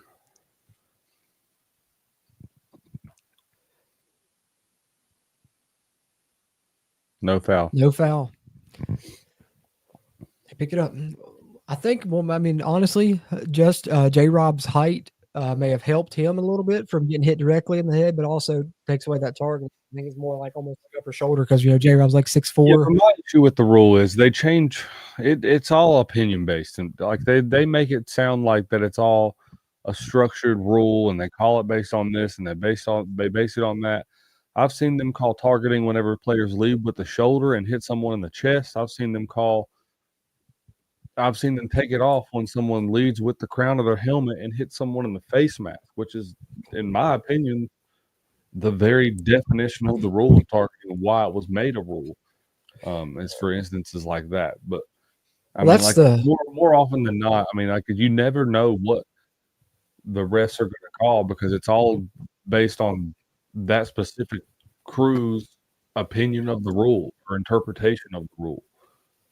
And so I don't know. I think my issue with the targeting rule, I have no problem with taking that off, by the way.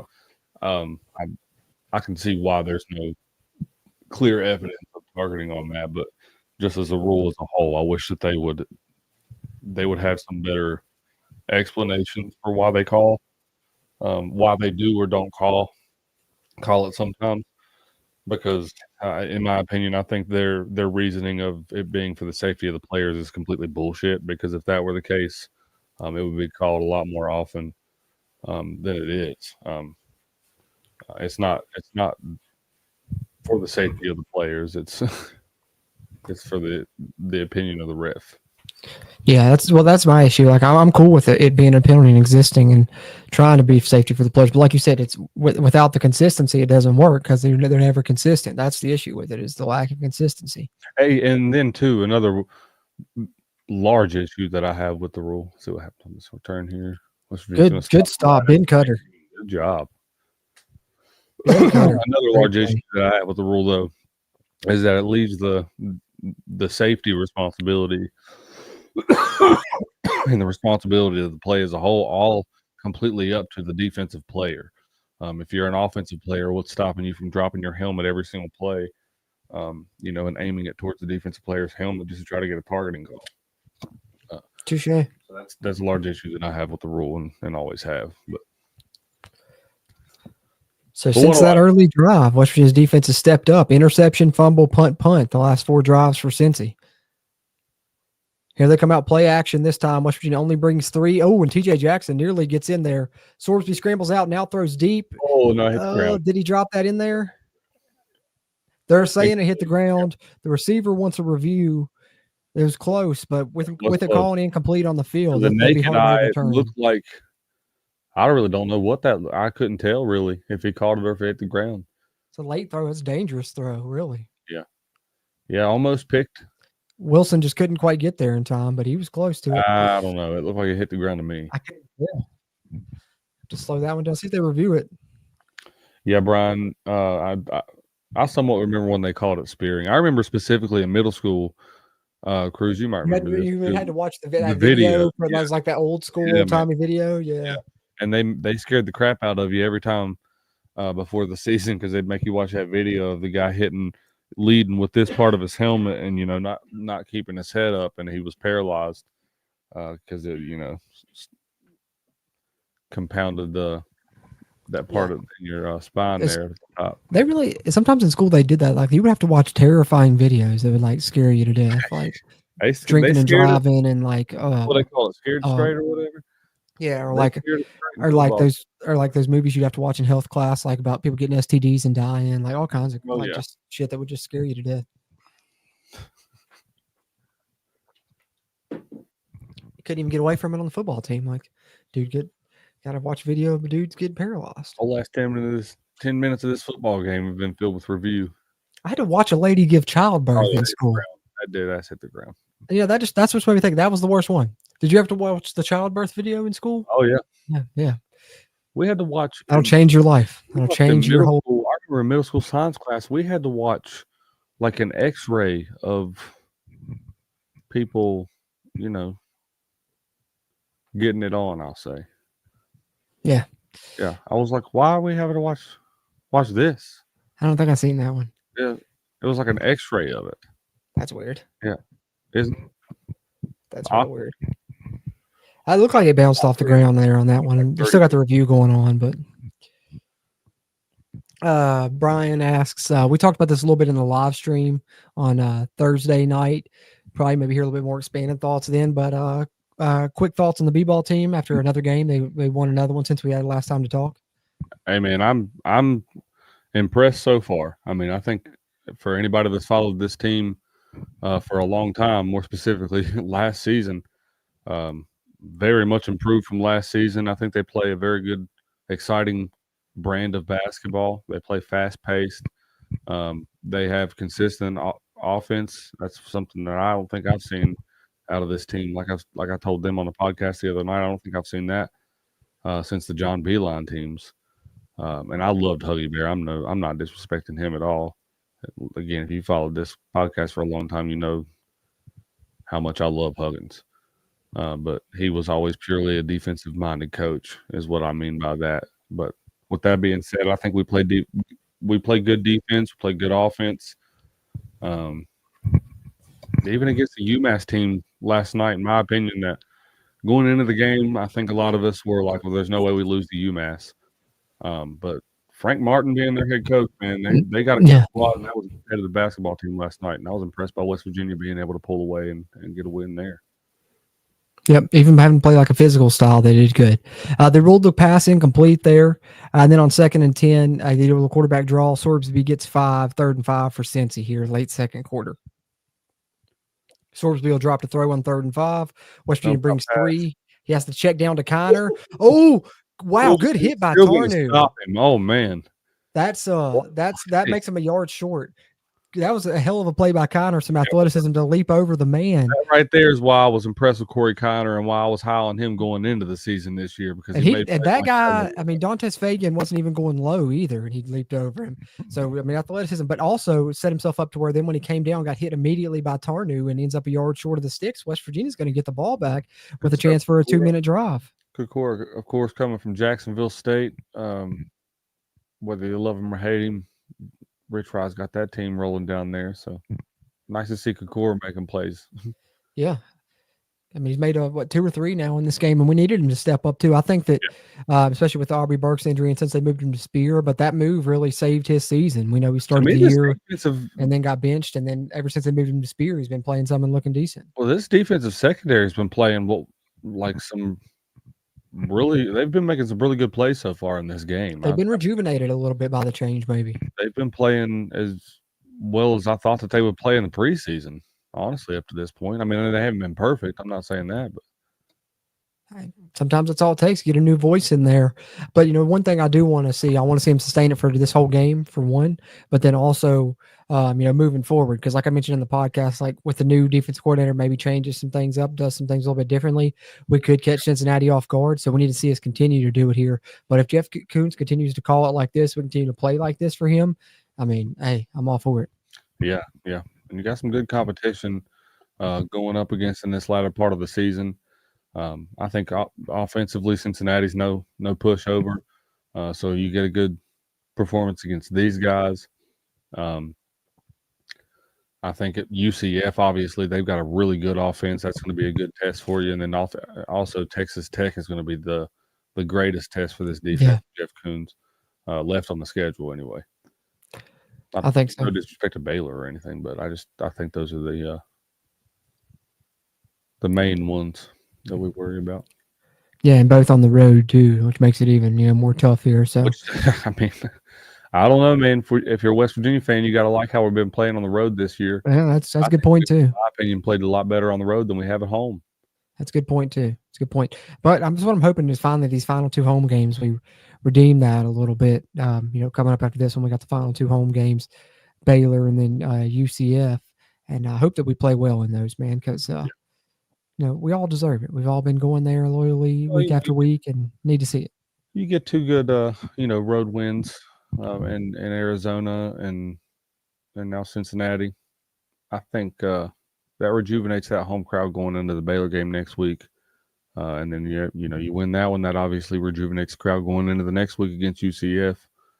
I think you got an opportunity to have a good home field advantage with, even with as shaky as this season's been at times, you still have some opportunities to salvage what you can out of this season. I think Mountaineer Nation will show up if you continue to win games. Good point. I agree with that. 4th and 1 on their own 25. Cincinnati's going to go for it. They're lining up like they're going to go for it, but they may be just trying to get West Virginia to jump. West Virginia's jumped a couple of times. If you're the defense here. I'd be surprised if they go for this from their own 24-yard line, already trailing 17-7. No, I don't think they're going to snap this. Trying to get them to jump. 3, 2, 1. And they'll take the delay game. Let's go. Defense is getting hyped too. That's a lot of motivation for this team. Well, yeah, especially because they'd already jumped a couple of times, so I don't blame Cincinnati for trying it. But when they came out back on offense after that commercial break, I was like, no way, what the hell? They're going to go for this? Yeah, good job, defense. Now they got the timeout. They didn't take the delay game, so they'll punt on 4th and 1. West Virginia will get the ball back. 2 minutes left to go till halftime. Up 17-7, but if you can execute a 2-minute drill here, get some points, you really have a nice advantage heading into the half. And Neil Brown has a really good record when holding a halftime lead. Actually, he's won a lot of games. Really positive winning percentage when having that. Hey, Kokura's feeling himself out there. You see that? Hey, he's having a great game. He should be. He should be. Hey, but let's see Nico in a 2-minute scenario. We know Garrett's one of the best in the country at it. Nico's done a good job. I'm excited to see it, man. I think Nico. See a little 2-minute drive here from Nico. Proved himself. He's a great 2-minute drill guy. That is true. Short punt here. This time it's going to be fair call. Oh, that's kick catch interference. Got to be. Okay, yeah, there's the flags come out. West Virginia's going to have good field position. Preston Fox was fair catching the ball and got hit as he attempted to make the catch. West Virginia's going to get good field position after that right there. Kick catch interference. And it was already a kind of short punt. See where West Virginia ends up with this thing after this penalty here. I would agree, Matt Dix. I think we can win out if we win this game. It's like I say though, man. It's a tale of 2 teams with this WVU team. I obviously hope that they can continue the style of play that they have in the last 2 games. But like I said, they've just played better on the road for whatever reason it may be. So hopefully they can continue that. But will they? It's kind of a toss up for me. Gotta hope so. Gotta hope so. It's been a good half here. Been a good half so far. With that being said, I love the way that this defense has looked for the most part in this game since Jeff Coons has taken over.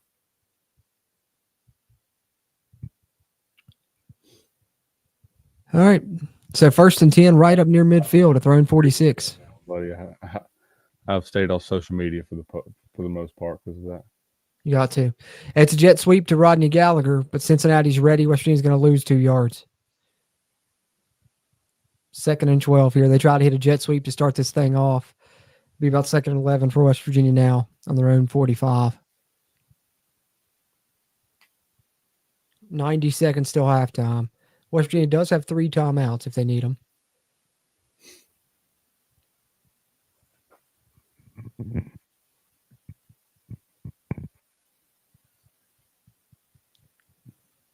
All right, 2nd and 11 here. See what they decide to do. They'll hand it to CJ. He's got a nice little hole there. Got about 5 or 6. Make the 3rd down more manageable here, and you got about 60 seconds left. And getting scrappy. Scrappy after the last couple of plays for these guys. A little physical game of football out here. Wouldn't be surprised to see in the second half of this if this game really does become a nail biter. Hopefully West Virginia can pull away, but 3rd and 6 from midfield. 40 seconds till halftime when West Virginia snaps it. Nico's looking downfield. He's scrambling out. He's trying to get loose, and Jared Bartlett makes the play in the backfield. Jared Bartlett tackles Nico, couldn't make him miss, and that'll end West Virginia's drive. Cincinnati will get the ball back here. About 30 seconds left until halftime.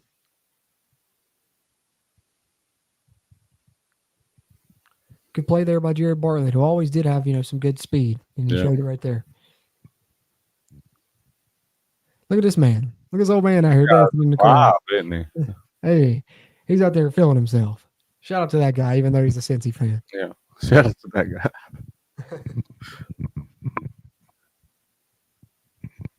Brian Miller said, fake it. Hey, we've had some success with fakes a couple of times. A fake punt, Ollie Straw had, and then we had the fake field goal too. So we've done it on both punt and field goal. Yeah, that is true. I don't think they'll take the chance right now, but yeah, I think with it being 35 seconds in the second half, I think you just go ahead and punt it away. Punt it away. Try and hold strong. You don't risk them. Go into the half up 10. Here. Yeah. Plus, Ollie can get you a good punt here and probably pin him inside the 20. Get a good boot off, Ollie. Come on. Oh, came in there. Came off the edge, got close. Was a good boot. Was a good boot. Down at the 7-yard line, it looked like. I don't think he was trying to fair catch that. I think he fell down when he caught it. Yeah, he definitely wasn't. So we didn't have very many people down there. Well, fielding it at their own 7, you got to think Cincy probably might just take a knee right here, send us to halftime. Yeah, more than likely. More than likely. If so, it'll be 17-7 at the break. Oliver, he was not happy about that punt when he got to the sideline, even though that was down at the 7. Oh, let's see here. 2 minutes to go till halftime in the Miami-Georgia Tech game. Georgia Tech still up 14-10 on Miami. Hey, I'll say it again, like I said in the live show. Here, we'll run this play. They'll run it. Get about a yard or two. That'll probably send us to halftime. I'll say it again. I'll reiterate what I said Thursday in the live show. I think if BYU continues to play the way that they're playing, them and Miami should have been flopped in that CFP ranking. Well, WVU took a timeout. Maybe they're thinking. I mean, there's 23 seconds. They're thinking if Cincy's going to run it, they're going to try and get it back and kick a field goal. Maybe I don't know. Take a shot. I'm not mad at it, but you really got to watch yourself on the backside if you're this defense, because Cincinnati could lull you and make you think that they're going to try to run the clock down and then go over top and get a deep play. You don't really want them to get that kind of momentum going into the half. All right, 2nd and 9. Total yards pretty even so far, 148 to 129. Cincinnati has the edge. Really, the turnovers have been the difference in this football game. I hope not, Mac Dix. I hope if it's one game that I hope at BYU doesn't lose, it's the Holy War. Yeah. I'm sorry. We can't stand Utah. Since they've joined this conference, they've been the most cocky bunch for no reason. Them and Arizona. So I was glad to see West Virginia smack them in the mouth also. Well, that and we're pro BYU on this podcast. See, shouldn't have taken that time out now in hindsight. As Connor breaks off a big, about 15-plus yard run. 19 seconds to go till half, first set of downs for Cincy, and now they might try and get a little something going. Now they will try and drop back and throw. They're going to try to go over top. Good tackle there by Try to keep Hollis. them inbound, See if Jordan. Cincy uses their last time out. 9 seconds to go till halftime. Looks like they're going to use it. They did. Cincinnati used their last time out, so we'll get at least probably one more play here in this half. Yeah, plus, I mean, we're just pro BYU, man. We like BYU. It's our secondary. Yeah, man. I mean, Storm and Mormon. Can't help but like BYU because I've told them this. When they came to WVU last year, they weren't that good of a football team last year, in all honesty. But those guys showed up. They carried our state flag out on the field. Every fan that you encountered was like waving and being nice. And then they stayed after we beat them, and they sang Country Roads. Their team did with our crowd. I thought, just everything about their program was respectable. And then you add in the fact that they'll donate massive amounts of money to an opposing team's organization, if they're whatever it may be. I've seen it happen a few times. I don't know. There's so many things to love about the BYU fan base. Agreed. Glad to see you agree as well, Brian. All right. Sorbsby drops back. They're trying to hit a quick hitter to their back prior. He'll catch it, get out of bounds with 5 seconds to go. So see if they try and want to try a Hail Mary here. I don't know if he can throw it. What are they, 70 yards away? 60? He might can get it there. We'll see. See what they do here. They might try and do some hook and laterals. What is it they called it on Longest Yard? Some schoolyard bullshit. Yeah. Wouldn't be surprised to see him pull it out here. All right, last play of the half. West Virginia's got everybody way back. And Cincy is just going to hand it off. Here. Good tackle by Trotter. Yeah, there you go, Jeremiah.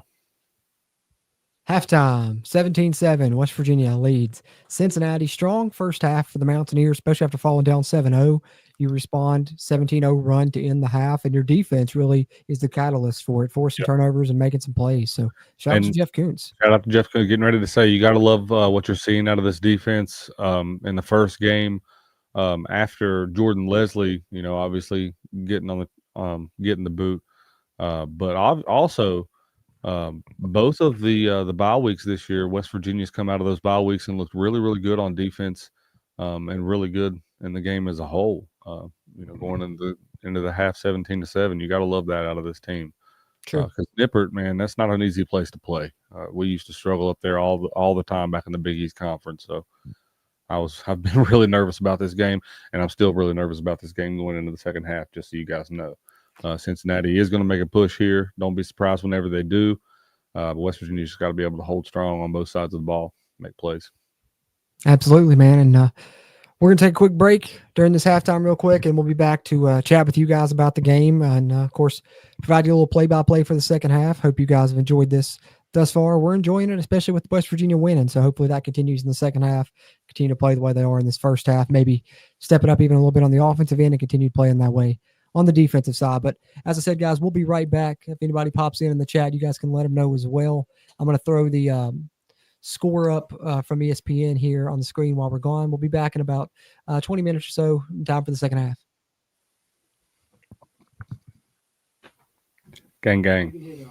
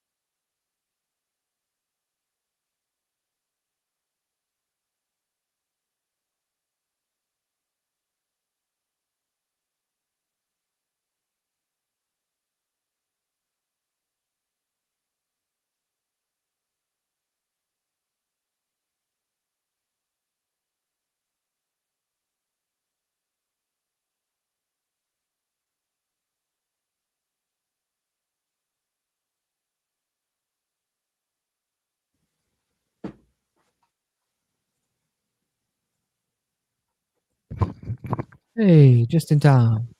Right as Cincinnati's about to start their first drive of the second half. Steven will be right back. Oh, I got the pulled the video up on my phone during halftime.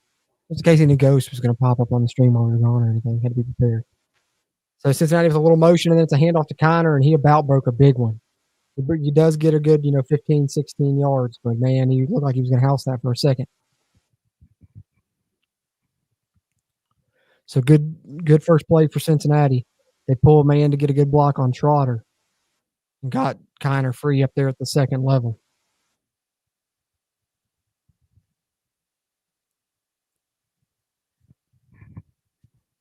(17-7) game. West Virginia leads. Cincy needs a good drive here. They've got a good start to it. A good first play. And then they hit a man right there for about a 4 or 5 yard pass. That's Joe Royal, only his second catch of the game. West Virginia's done a good job on him thus far. He gets 4 there and a good tackle by KK Tarnu. Hey, well, look who it is, boy Brad. What's going on, Brad? Co-host here at the CRW, the man himself. Get it up, baby. Get it up. 2nd and 6 for Cincinnati. Here they come in that pistol set. They come back to that outside zone. They've been going to that every time they've ran that set right there. This time West Virginia's on it. He'll only get I think he lost the yard. It's going to be 3rd and about 7 for Cincinnati here. Good start for them. A long run to Kiner. But then West Virginia makes a play, forces a 3rd and 7. See if the defense can step up here on 3rd and kind of long here. Call it 3rd and medium, maybe. Medium to long range. 3rd down for Cincy. See what Jeff Kuntz dials up here.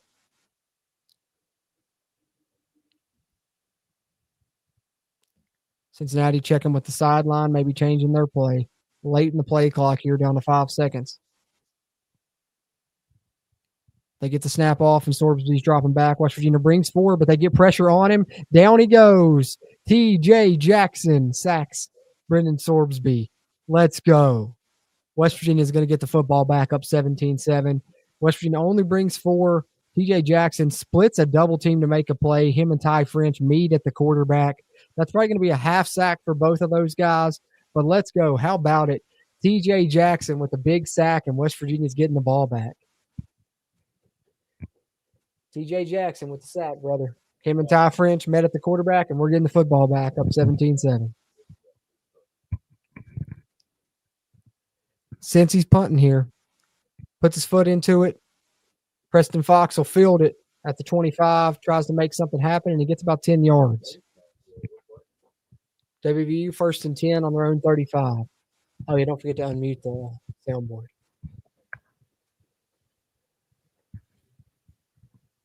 Let me put my... We back. Yeah, you're good. I hear you now. Bradley Brown, what's good with you, dog? Yeah, the defense has come out looking rejuvenated under new leadership. I've got to be honest. And it's one game. Can't hang, you don't want to put too much credibility into that. But for the one game, I think they've looked really good so far. Yeah, because even on the Cincinnati touchdown drive, they should have had the stop on the 3rd and 10 there. And I like the play call on that 3rd and 10, bringing a lot of pressure. Just didn't quite make it home. But a good start to the second half again for the defense, who had a really good first half. Forced 2 turnovers. Yeah. So then they get a sack right there. So I think both sides deserve some credit. You know what I mean? Like offensively, I think Nico has looked. It's not easy to come in as a backup quarterback. You know what I mean? You got to sit on the sideline, not to really know when you're getting your shots. I think every time that he's come in this year, and also whenever he's had to start games, he's looked, very good doing so. Future's in great hands if Nico Markell's our quarterback. I got the refill of the coffee. That hits the spot.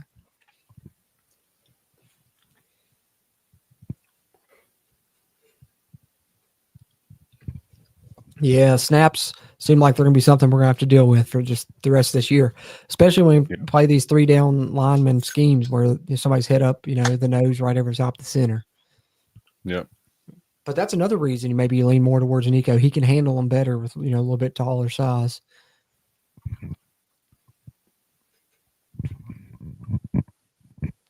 Interested to see what happens moving forward, especially if West Virginia's able to hold on and get this victory, because Garrett Green's obviously getting healthier. He was able to travel, able to dress for this game. So, we'll see what Neil Brown decides to do moving forward. It's going to be hard to go away from a quarterback that just got you back-to-back road wins in a crucial period here in Big 12 play if we end up winning this game. Hey, some old classic Big East highlights. Miss those days. I saw Tony Pike in there. Remember old Munchie Lego? Some cool highlights to see.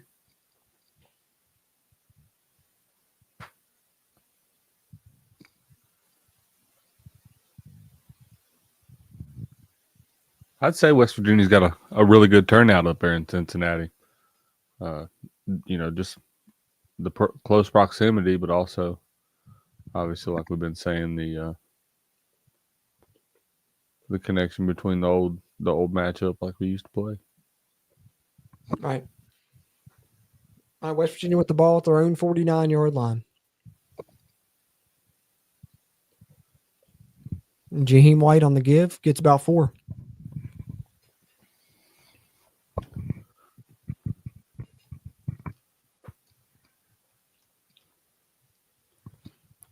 That blue, white, and gold looks pretty good. Hey, man, it's the traditional look, man. First time we've seen it with this set. I like it. Yes, sir. Yes, sir. 2nd and 6 on the Cincinnati 47. Hand it back off to Jaheim on outside zone. Oh, couldn't quite squirt through there. Had a little daylight if he could have got through it.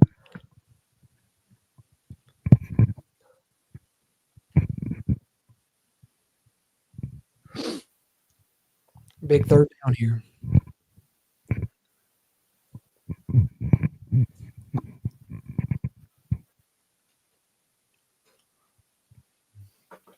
That's Gold Day. He's been really good for them at linebacker this year. We're 0 for 5 on 3rd down in this game. Wow. False start on Wyatt. Wow. It's going to be 3rd and 10 for WVU versus 3rd and 5. West Virginia seeking their first 3rd down conversion of the game. Did not realize that yet.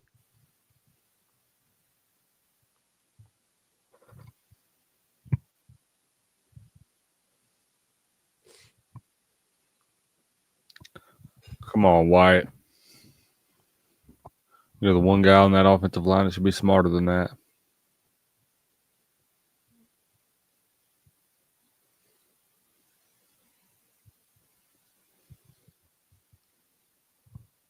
All right, 3rd and 10 for WVU now. Back on the right side of the field, and they're in 49 now. Nico's going to drop back. He's looking downfield for Traylon Ray. He's got it. Traylon Ray, what a catch.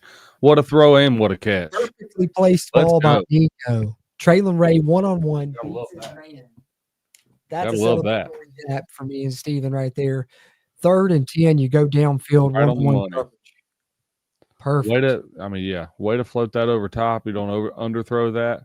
You set your team up in the red zone right here with an opportunity. Let's go. Yep. Just like that. West Virginia's in the red zone, as Steven stated there. Up to the 19 of Cincinnati for this 1st and 10, already with a 17-7 lead. They motion Jaheim out of the backfield. Set up a little stick play to Cole Taylor. Oh, still fighting. Hold on. Good job. Yep. Gets about, 6? Georgia Tech right now beating Miami. Hey, let's hope so, man. You don't want to.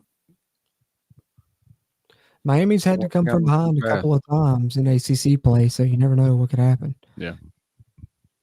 And with as many comebacks as it's, been in our games one way or the other this year, you don't want to. That's been the way it's been. Too fast. 2nd and 3 for WVU. They give him 7 there. And they'll hand it to Jaheim. He's trying to get through. Oh, just couldn't quite work through there. He had a hole there. Just couldn't quite get through it in time. Goal day in there again for Cincinnati. He's a good linebacker. Third down for the Mountaineers. Third and short. I mean, you get a first down inside the 5-yard line here.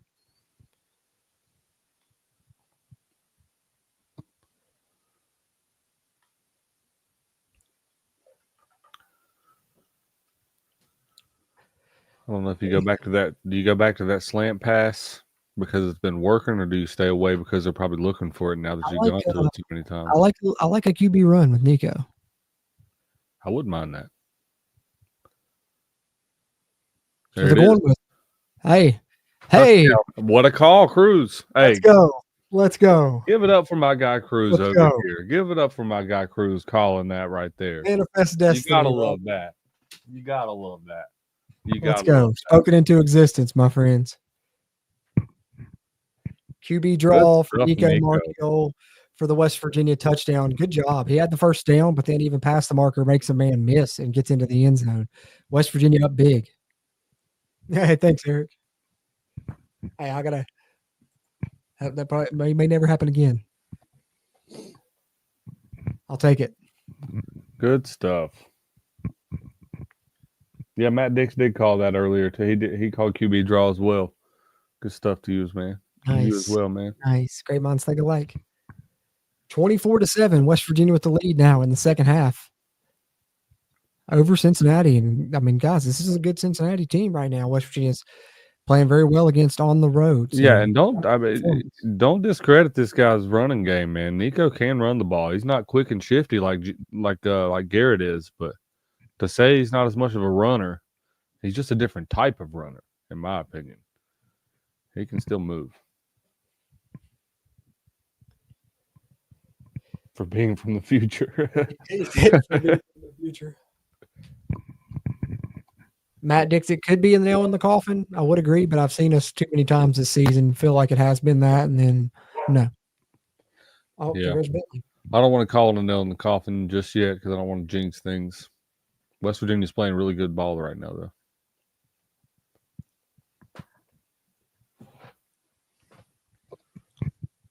That was maybe the best offensive drive I've seen. Just because that third down conversion, one-on-one coverage, Nico finds it, sees where the one-on-one matchup is, hits Traylon Ray, who makes a great catch on a perfectly placed ball. I don't know. And you get it done on third down again, but multiple times get it done on third down. A lot of good points in that drive, but I don't know. I think you add in that false start by Wyatt. I don't know if I can call it our best drive as a whole this year. No, I meant this game. This game? Oh, maybe. Might be right about that one.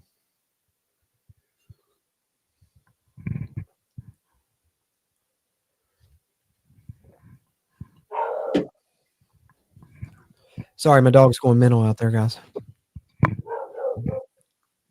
There's intruders. There's intruders in my home. In my home? Where my children play with their toys. Yeah, Cincinnati is a good football team. You're right. They've played some good football up to this point in the year. Yep, I agree. So, like I said, I'm still fully expecting them to have some resurgence at some point and try to make a comeback. Their offense, man, don't discredit them. West Virginia just played some good defense up to this point in the football game, but that Cincinnati offense is not to be played with at times.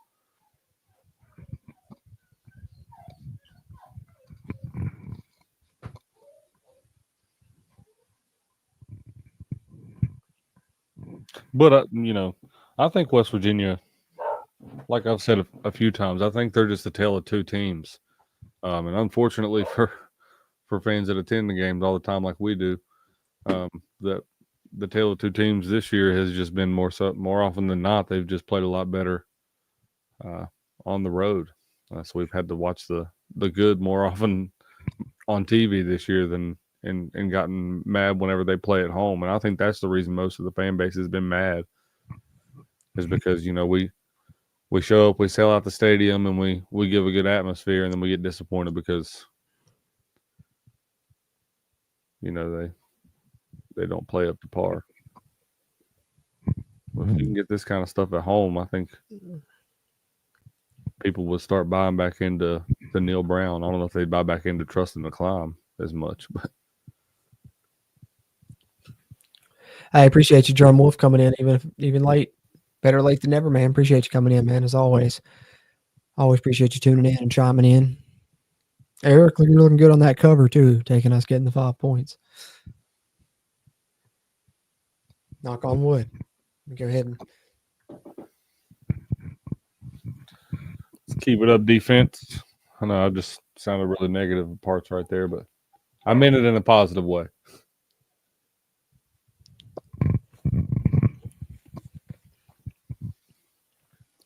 all right, 1st and 10 for Cincy. Play action for Sorbsby here. Rolls out, tries to throw, hits a crossing pattern. Well, that's a tough pass, and he put that right on the money. Yeah. That's Pryor, the running back. There's flag down. Apologies for my dog barking out there, guys. My wife does photography. I think somebody's here getting pictures. Illegal man downfield? Yep. All right. Eligible man downfield.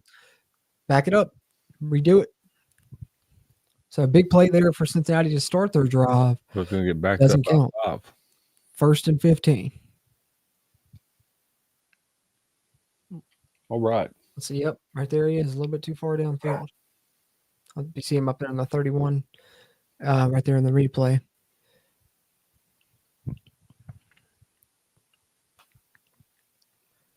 That's exactly right, Matt Dix, man. That's when most of this fan base gave up on them. I mean, that's when they really showed up. But don't worry, man. Trotter. Those same fans will show up and act like they've always been there and supported them whenever we start doing well again. That's how it always goes. Let's go. One of the finalists for the Sean Alexander Freshman of the Year Award, but the big TFL on Corey Connor there. Josiah Trotter gets in the backfield for the 2-yard loss. Hey, Rogu, appreciate you. He says hello from Myrtle Beach there. He or she, I guess I should say. But nonetheless, appreciate you tuning in. Let's go. Flag trip start on Cincinnati. It's going to be 2nd and 21 for Cincy now. That 1st and 15, he gets a TFL by Trotter, and then the penalty there. 2nd and 21 for the Bearcats.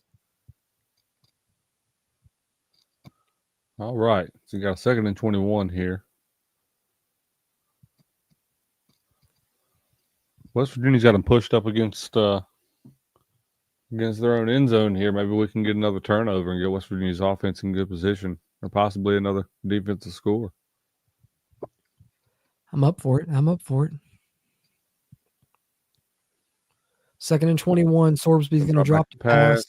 Got it. It's Henderson. Still sets him up for what, about a 3rd and 8, 3rd and 9? Yeah. 3rd and 10. Back to that original line of scrimmage.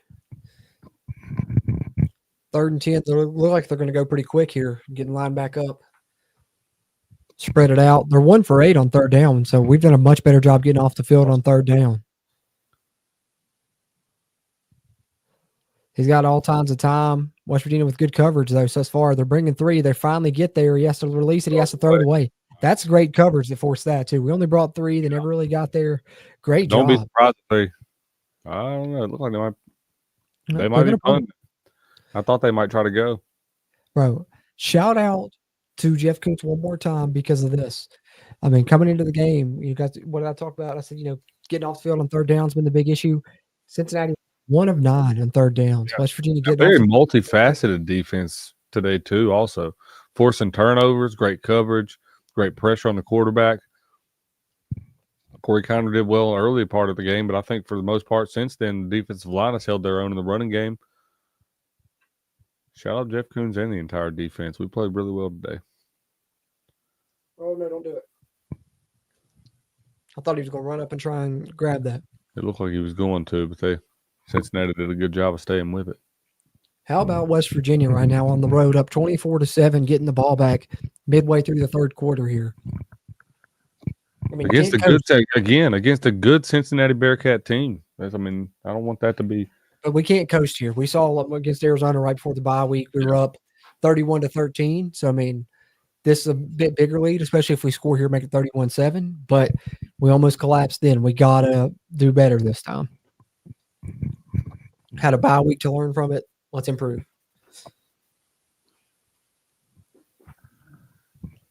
If we score again, I might even sit down.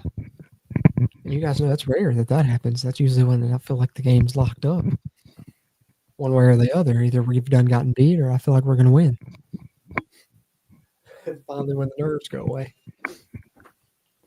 I'd stand. I just don't have no room over here. You got me in a. You can move the chair. I keep trying to move the chair, but I keep hitting the shelf over here. I don't want to break anything. There's a lot of valuables on there.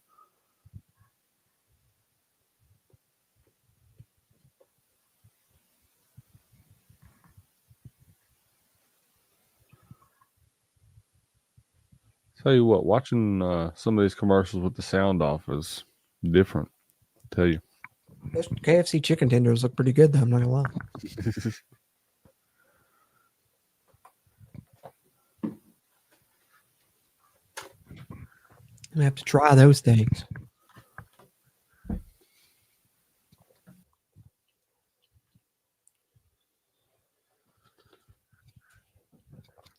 That'd be nice to get that 60-yard pass TD to Hudson, Matt, but it'd probably have to be trailing with, Hudson dealing with that hamstring issue. But hey, yeah, something right here.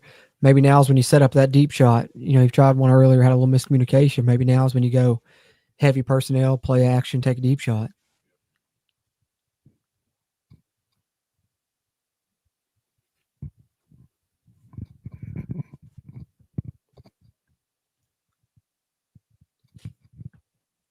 Oh, camera battery. I forgot to change it out when we come back.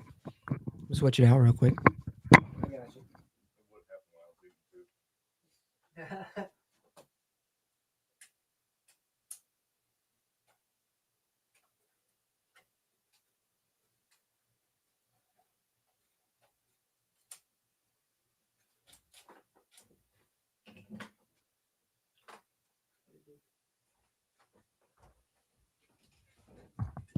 Back like I never left.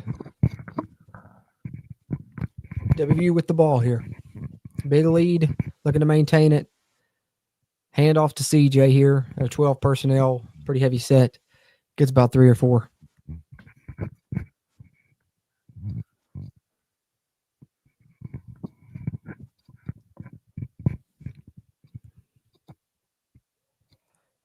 Hey, Farmer's due to make a big play at some point this season, Eric. I've been waiting on Day Farmer. Seen you say it too, Kenny. Love to see him make one. Haven't seen him have a touch in a few games either, I don't think.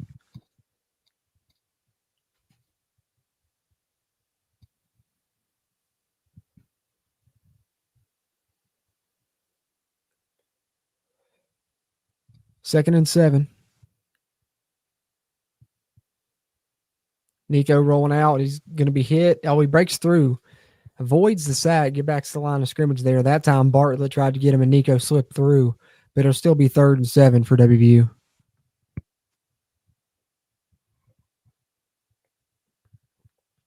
WVU's up 24-7, Dad. Late third quarter. Defense has played really, really well this first game under Jeff Kuntz. 3rd and 6 for the Mountaineers. They'd love to pick this up and be able to put together a drive, milk some time off this clock.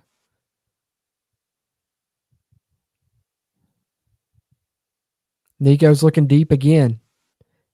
He's got it again. This time it's J-Rob, Justin Robinson. Hit a 38-yard pass to Traylon Ray on the last drive on 3rd down. This time on 3rd down, Cincinnati goes man-to-man coverage again. On the outside, this time it's Justin Robinson. He wins his one-on-one, and Nico puts the ball yet again in the perfect place on that deep ball. Throwing some dots on these deep balls, too. Beautiful. Let's go.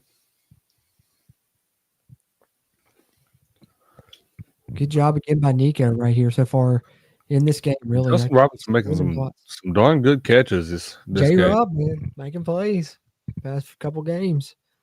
Of course, he made good plays earlier in the season, too, before he got injured there briefly. Yeah. Yep. Oh, Jaheim runs for about 2 yards. The ball came out late. Think he may have been down. I think White fell on it, though. 2nd and 7 for the Mountaineers now. After another big play on a 3rd down for the second consecutive drive. Last drive, it was Traylon Ray. This time, Justin Robinson. But Nico with 2 very accurate deep balls, both to the outside position there on the left side.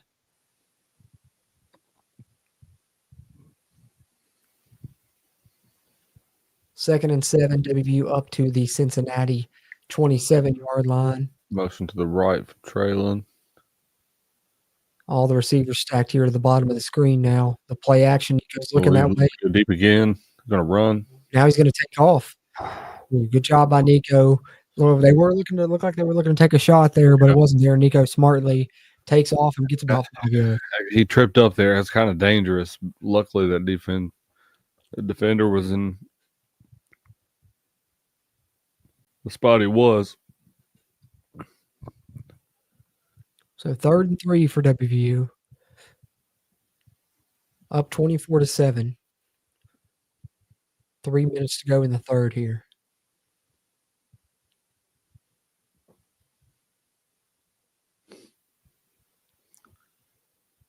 Play clock winding down. Barely gets the snap off. They're going to take a shot. It's intercepted. Wow.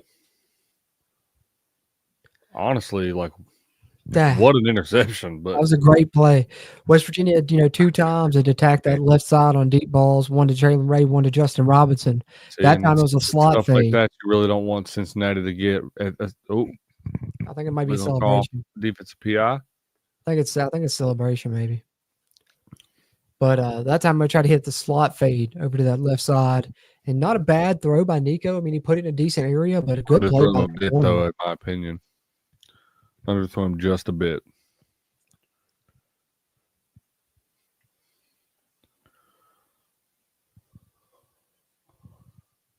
Flags on West Virginia. Wow. Yep, that one hurts. Could be up at least 27-7, but I mean, that's a great play by the defensive back. Let's do the replay here again. Wow, good catch. I mean, didn't even try to really catch it. It just kind of fell into his hands. Yeah. I think Preston just kind of fell down there as much as I want to say that he got pushed over. Here's the difference to me is the deep ball you hit Traylon Ray, then you hit Justin Robinson, but there you tried the slot fade to Rodney Gallagher. Traylon Ray's 6'2", 6'3", Justin Robinson 6'4", Yep. Rodney Gallagher's 5'11". So instead of being able to go up and try and target him where he goes up and gets it, they kind of have to try and drop it into an area there low, and the cornerback kind of just jumps in on the route. Yeah, no doubt. So, been saying a lot of positive things about Nico. Still think he's a really great quarterback. Naive to think that he's not going to make some mistakes with as young as he is still. True. But still, I don't think that was that bad of a throw, but he did underthrow him just a tad. I think he's got to float that over top, leave that ball in more of the corner of the end zone where your receiver only has the opportunity to have it and nobody else. It's either your receiver catches it or it goes out of bounds. That's where you need to place that ball. Agreed. Yeah, Brad, I know, man. Not the curse of the 14-point swing. That's what I'm worried about. As soon as I saw he picked it, I was like, no, here we go.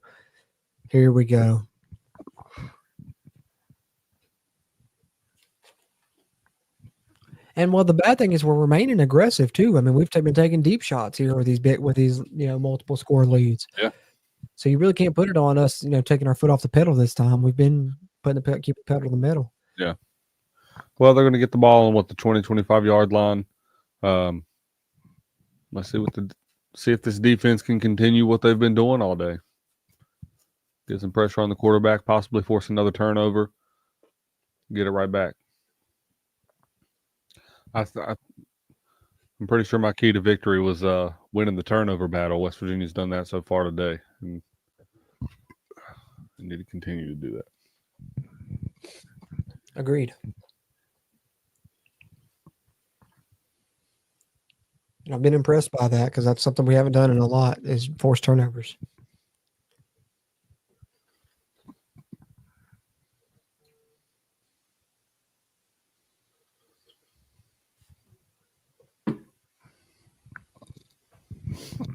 All right, 24-7. 2:42 to go in the third. Cincinnati getting the ball back now. After West Virginia tries the slot fade to Rodney Gallagher and does not work out. Rodney Gallagher, sorry, not Preston Fox. Said that wrong. Oh, wide open. They're running back out of the backfield. He's gone. Room. Yeah, he's going to score. Goodness gracious. One play touchdown, and Cincinnati's back in the game. Play action, and then the running back comes up the sideline up the rail there on a wheel route. Nobody covered him. And that's the speedy one prior. We were talking about that's a big play threat. We talked about him in the preview show. 9 yards per carry. He's really been explosive, and there you see some of the speed. Another Ohio State transfer, 1 of 2 for them on offense. Both the tight end Royer and the running back there Pryor that scores the touchdown on the pass from Sorbsby. It's going to be 24-14. Cincinnati right back in it.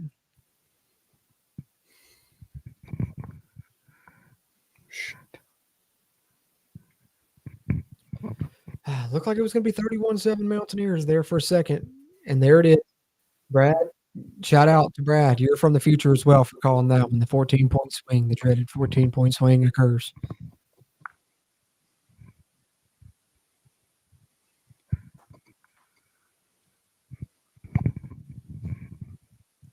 So you're going to watch Beer come out of the backfield. They fake it to him, and then he just goes right up the rail and picks him up after they fake the handoff to him.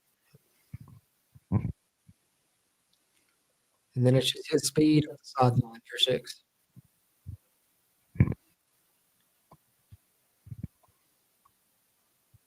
Jeez.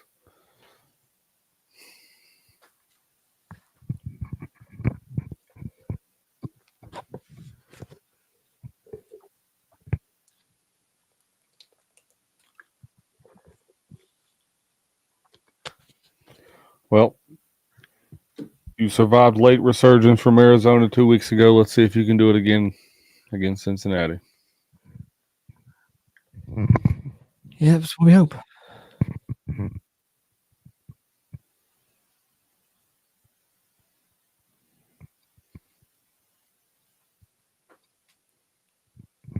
All right.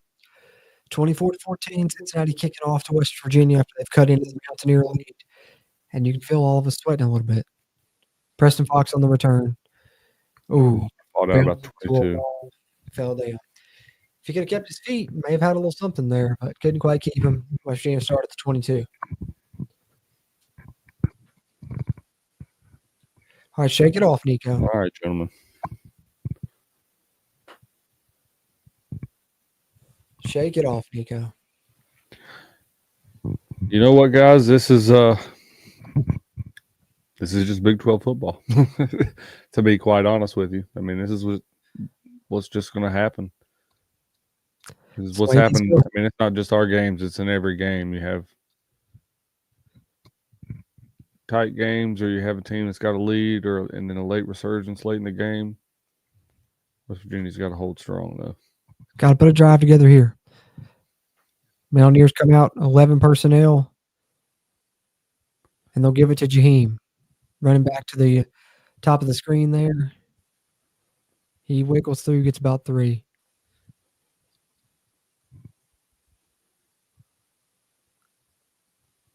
Second and 7.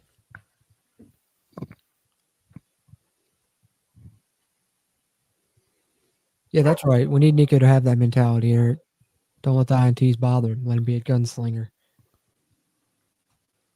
All right there, what you guys were hearing was Jaheim having that dog in him. That's right. It's so loud you can hear it on our show even. Apologies. He's just such a dog. Nico, and they got the screen set up to Cole Taylor. We're going to lose about Cincinnati's a yard all here. over. 2 yards. 3rd and 10. Right back at the line. So now Cincinnati's got the momentum. It's 3rd and 10 for WVU. They've had some big 3rd down conversions this half after struggling in the first half to convert on 3rd down. They need a big one here.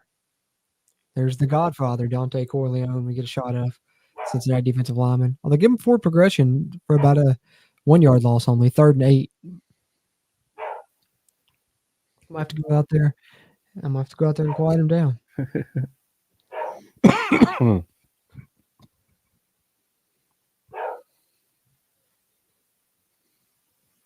Nico drops back to throw on 3rd and 8. Rolling out to the right. Is nothing. They're going to get him right at the line of scrimmage. It's going to be a 4th down, 4th and 8. Dante Corleone, the Godfather, with the big play West Virginia's got to punt the ball back. Cincinnati's got it down to 10 points, and they're going to get the ball back here to start the fourth quarter, as this punt will probably be the final play of the third quarter.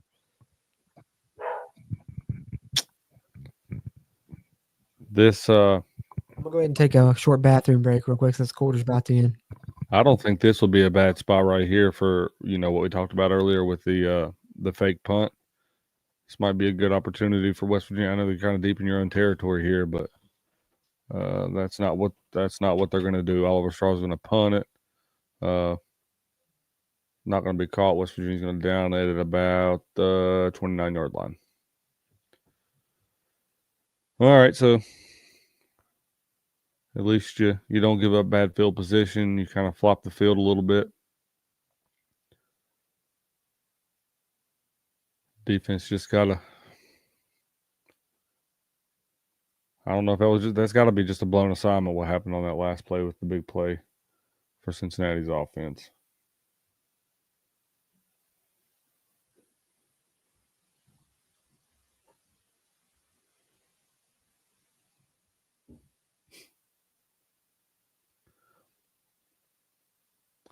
Right about that, man. Defense does got to step up here. What's giving me confidence is how they played so far today, but they just got to continue that. All right, Cincinnati's going to run the ball on the right side. Corey Connor gets blown. All right, 2-yard gain. These guys are playing scrappy right now, though. After the last 3 or 4 plays, there's been extracurriculars, like people swinging at each other and stuff, getting in each other's face. So this fourth quarter is going to be a really aggressive football game. Back in time for the fourth quarter. Had to get me a little refill of some snacks there real quick and use the facilities. Use the little boys' room.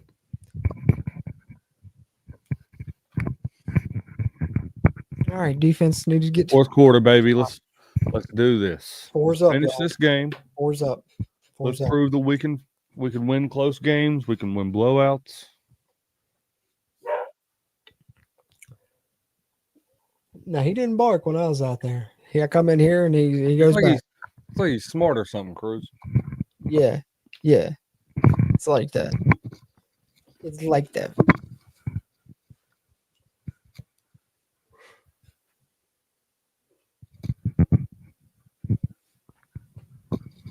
Oh, I baked those muffins and I baked those cookies.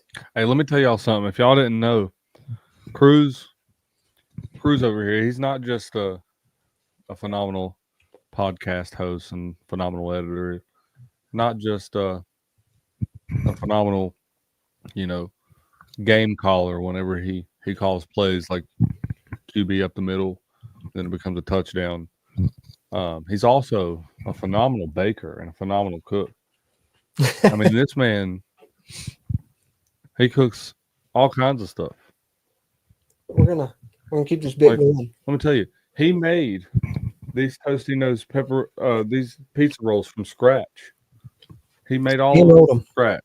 Everything in that box too. He made these muffins. He even made these muffins in these, Yep. I put the little paper on them. Just like the ones that come from the store, I know, but he made them. It's crazy, man. It's wild. It's absolutely, truly wild. They even taste just like the ones from the store.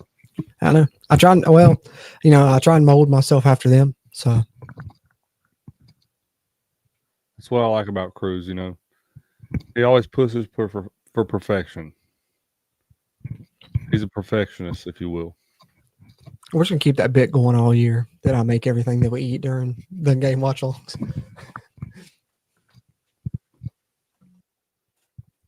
Hey, that's right. That's right. See, that's right. I got it from my mama. That's right. Thank you, Mom. Appreciate you, Mom.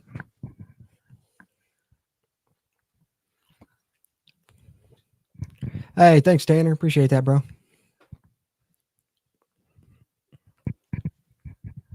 Usually got a better camera on the side that I'm on, but got to order a third battery from Amazon. Run up the middle. All right. 2 yards. That's what, 3rd and 6? 3rd and 6, probably. Yep. Got straight out of the 80s here. Yeah, Eric knows. Eric knows what it's about. He knows what store they came from. All right, 3rd and 5. Come on, D. Y'all play great third down defense.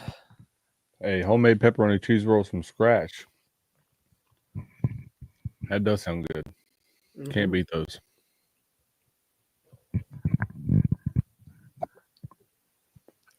Third and 5, Sorbsby drops. Quick hitter to They Henderson. got it. He's got it. I They're think. going to give him full progress. West Virginia closed on him and made a good hit right at the marker, but he got it right at the sticks. It's going to be a first down for Cincy. Yep. That's a good job by Fagan. He broke on the ball. He just was a second too late. Yeah, maybe a little bit too much cushion there, but I understand why you don't want to play press coverage on that. All right, 1st and 10 for Cincy, up to the 40 now. I might have given him a 5-yard cushion instead of a 10-yard. Yeah, wouldn't have been a bad move. Outside zone to Kiner. Stop. Good tackle. Trotter again. What a year Trotter's having. I think he's freshman All-American. I would agree. Played like a dog. His dad was also a really good player in the league. True. So we just got to hope we can keep him. We got to just keep him now. Yeah. Yeah. That's the only issue with today's product of college football. The money's gonna come calling this off season for sure. Yep. Unfortunately. 2nd and Even 8. more so now, specifically with schools being able to pay them. Good point. All right, drop back pass here. Sorbsby. Oh, good throw. Good catch. He got hit. Hollis with he was Hollis tight coverage. Good hit as soon as the ball arrived. I was gonna say you can't blame the coverage there. But it's another first down. Since he moves past midfield. Trying to make this a 1-score game. They trail by 10 right now. Field goal puts them within 7. Touchdown puts them within 3. Early 4th quarter, still a lot of game left. See if West Virginia can get another turnover here. That'd be big. There we go. That's what we need. The run and reverse. They've got some blockers. Oh, good Stopped play. immediately at the line of scrimmage. Good job defense. Reed Carrico. Reed Carrico wasn't going to allow himself to be blocked right there because they had 2 guys out there on the edge, and Reed Carrico fought right through it to make a play at the line. Look, 3 blockers right there around Reed Carrico, and he's able to get through and make the play.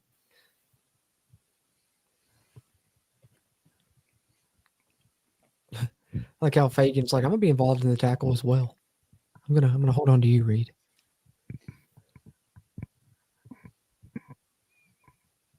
All right, 2nd and 9 for Cincy.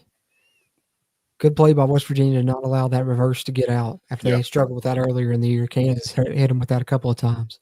Ooh. Kiner, good run and good tackle by Tyron Bradley as Kiner could have easily spun out of that. I got to shout out West Virginia's tackling so far in this game. You know, Kiner's done a great job. Forced people to miss this year. West Virginia, for a lot of times, done a good job. Same thing, Cruz. I think we've done a great job of wrapping up today. You know, I think West Virginia's had a large issue, not just this season, but historically with arm tackling. They've done a great job today of wrapping up. And really, as bad as the defense has been, that's the one category they've been very good in, besides, run defense, is tackling. They've led the Big 12 in tackling grade on PFF, and that's showing up in this game so far. Yeah. 3rd and 5. WVU could use a stop here since he may go on 4th, but you need to stop. QB draw for Sorbsby. Oh, wow. What a move. QB draw and Sorbsby's one-on-one with Trey Lathan, and he put his foot in the ground and made a move on Lathan to pick up the first down and then some. Good run there by Sorbsby and a good move right there. That's tough. We were just talking up the tackling, and we jinxed it. Yep. Here's Cincy going quick now. Go up the middle right again. Back to it again. Sorbsby, QB draw, gets about 4. It'll be 2nd and 6, Cincy in the red zone now, right on the 20-yard line. Oh, here we come. It's going to be another one that makes us sweat. It's going to be another one that comes down to the wire. Drop back and throw. Ooh. Incomplete. But I believe, there's no flag on the play? I think they caught West Virginia with 12 men on the field. Looked like they were trying to, at least. It was a weird play as quick as it went by like that. That was a lot of stuff going on at the top of the screen there. That was weird. Yeah, we definitely didn't have everybody off the field. I mean, for sure, I saw like 2 or 3 guys still running off. Cincinnati crowd's booing pretty loudly. Did they not call a penalty? No, I don't think so. What?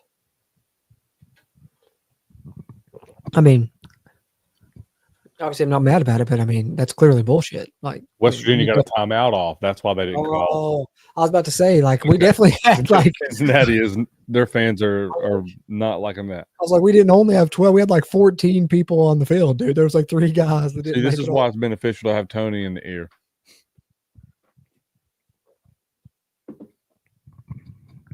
It was a very confusing set of events that happened. Yeah, I mean, I definitely saw them snap it, and we still had 3 guys. I was like 5 yards away from getting off. I was like, there's got to be a penalty, and then they just kept running the plays. I'm like, what's happening? And then they just go to commercial as soon as the pass falls incomplete. Yeah, and then, like, what the hell? The hell just happened?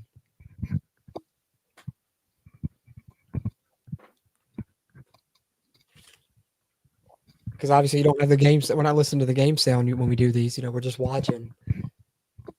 So sometimes it makes it hard to judge stuff like that. Penalties, got to read the ref slips, all that good stuff.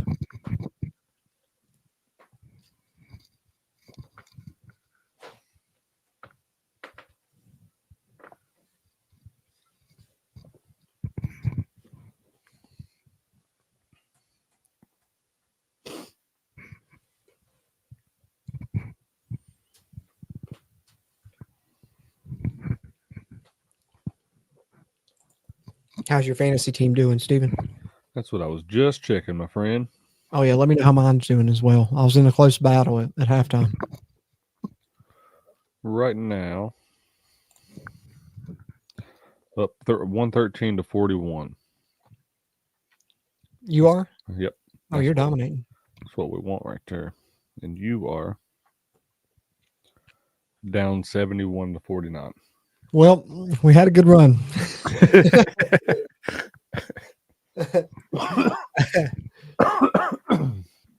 Man. No, I really did. I started off, I was like 6-2. I was like, I'm gonna cruise to the playoffs, and then I lost 2 in a row, dropped to 6-4, and now if I lose this week, man, I'm really in trouble. I'm gonna have to fight back into even. You still got Jalen Milroe, and you know you got 1, 2, 3 players other than that, and your defense left to play. And the cool thing I like about college fantasy is your defense starts off with 30 points instead of 10. Oh, that's nice. I never even noticed that.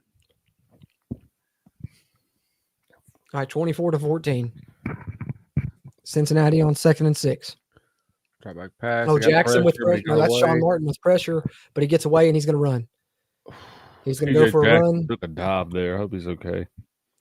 Picked up about 8 yards. It'll be a fresh set of downs for Cincy near the 10-yard line. Probably about the 12. Sean Martin getting the hell looked like there, but he got some pressure. Just couldn't quite get the quarterback.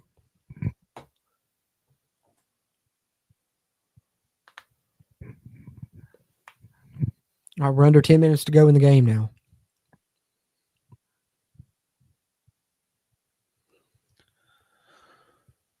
Yeah, Swervesby and this offense have figured out a way to exploit West Virginia's defense, which, you know, mobile quarterbacks do that a good bit. Who's this? Down. That's TJ Jackson.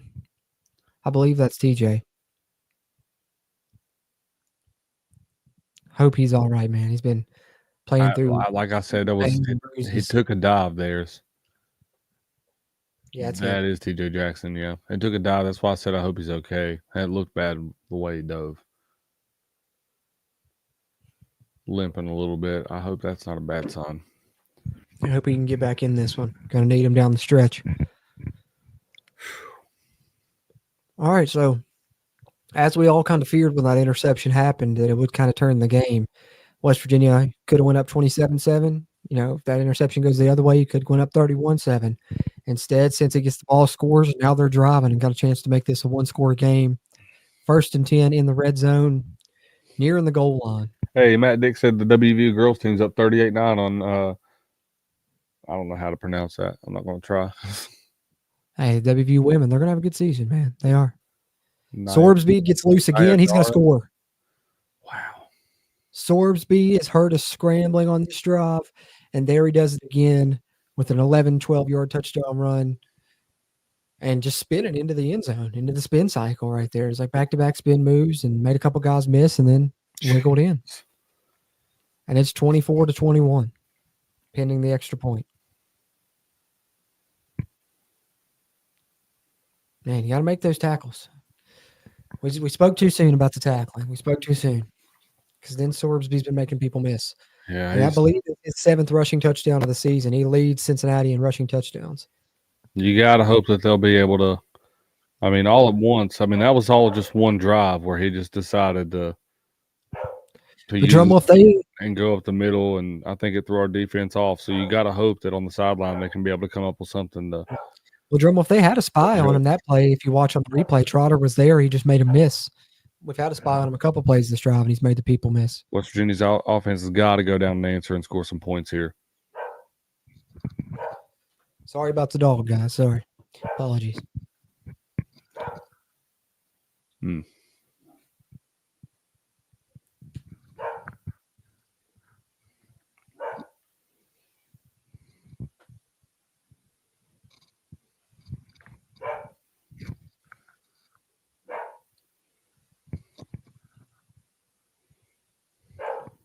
now Cincinnati has all the momentum, and West Virginia has to come out and try and do something on offense to change that. Can your offense put a drive together late in this game? Really, you need 7. Only being up 3, a field goal doesn't do you that much good because then they score a touchdown. They can win the game with an extra point.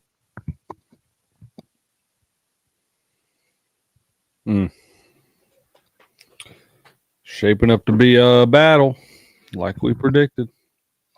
The more things change, the more they stay the same. As we said, we knew it was kind of coming when we got that big lead, or we was kind of fearing it would come. Yep. Instead, could have been a touchdown. We could have been up 31-7. I could have sat down. The nerves could have been better. Nope. Got to make me sweat it out. I'll see how it is.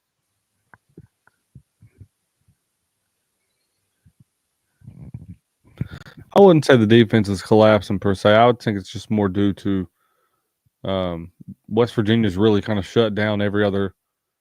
They've shut down the run game, shut down the passing game. More often than not, whenever you do that, that leaves opportunities and holes for your quarterback to do exactly what Sorsby just did that whole entire series, and just kind of make plays on improvisation more than anything else. Those aren't designed quarterback runs. Those are more so him just not seeing anything in the passing game because it's all shut down, and then just making plays with his feet. But like I said, I think West Virginia's done a good job for the most part today, making adjustments. Hopefully they can make that adjustment as well, and at least have a dedicated spy, that can move with him and kind of mirror him. That way he doesn't get too much. Which I say all these things are easier said than done. Having a spy that can stay with the quarterback the whole play without getting shut down. It's easier said than done. Yeah, it's hard. It's hard to spy someone because, even if you are the spy and they get out and it's just you and them wide open in open space, it's hard to make that tackle. Yeah. Yep.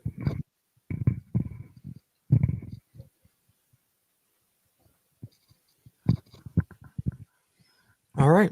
3-point game. We're getting the ball back. Let's see what we can do.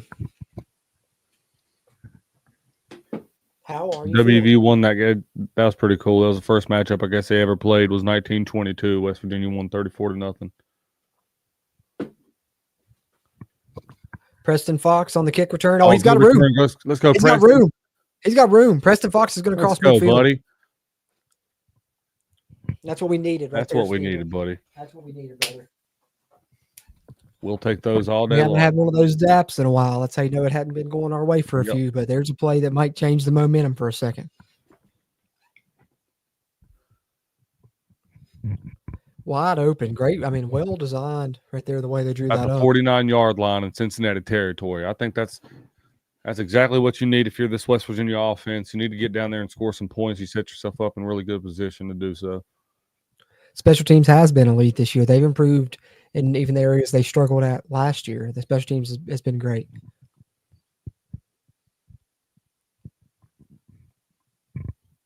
Handoff. Jaheim can't make the man miss at the line. Had him one man there he had to get around. That's Josh Minkins, the former WVU commit in the transfer portal this offseason. Yep. 2nd and 10 for WVU. Which, to that sentiment, that's not going to be nearly the last recruiting connections that these two schools are going to have moving forward, especially playing in the same conference. Very true. Similar pipelines. All right, here we go. Jaheim motions to the other side. They're sending him out of the backfield in the passing game. Nico's going to get sacked. Going to get sacked immediately. It's going to set up about a 3rd and 15. Dante Corleone. The Godfather makes a play. Now you're in a bad position. 3rd and 14 or 15 for WVU. Jaquay Hubbard got beat by Dante Corleone.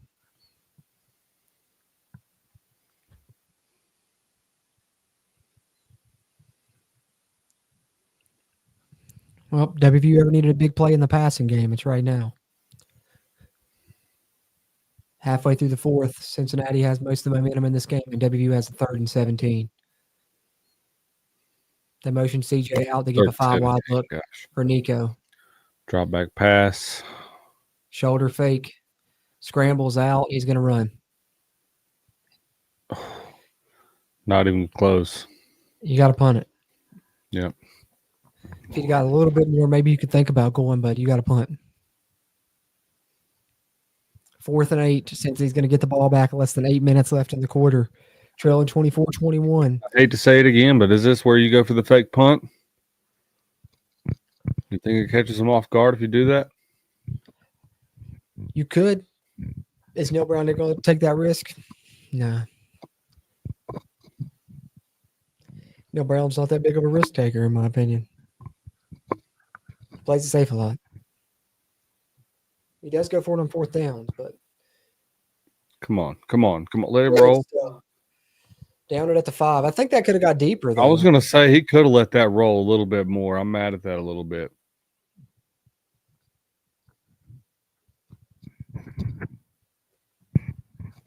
You needed a great punt from Oliver Straw there, and you got it. Cincinnati will have to go 95 yards to take the lead, but they can tie the field goal.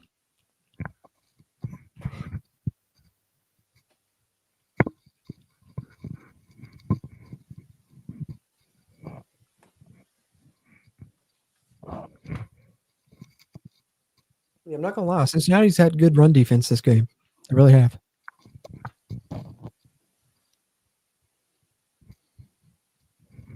Agreed, Kenny. Can't get the running game going.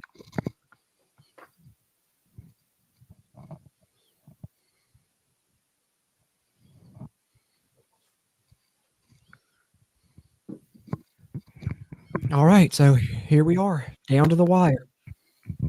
Under 8 minutes to go in the game. Cincinnati with the ball, trying to go ahead and get the go-ahead score here in the 4th quarter. Game the West Virginia controlled for 3 quarters and some change. Not the first time we said that this year.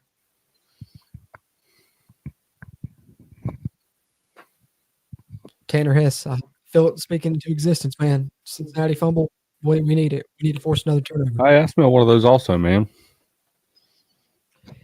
I smell it. If you smell what the West Virginia defense is cooking. Scores from around the country update. Georgia Tech is still up on Miami, 21-16 with 14:47 left in the 4th quarter. Okay, Georgia Tech, let's go. All the rest of these scores are I don't know if you got any preferences in these games. Minnesota's up 16-14 on Rutgers. 9 minutes left in the 4th quarter. Boston College 30-28 on Syracuse. 11 minutes left in the 4th quarter. And then besides that, they're all blowouts. Texas is blowing out Florida 49-10. And Ohio State's blowing out Purdue 45-0. Also as expected. Not too many surprises other than the Georgia Tech game going on right now. See if they can hold on and beat Miami. And when you see the West Virginia defense hold on here, in my opinion, this is the most entertaining game of the the noon slate. Oh yeah, see they're upset about they thought they could have had it Yeah. down at the 1 or 2 yard line. Yeah.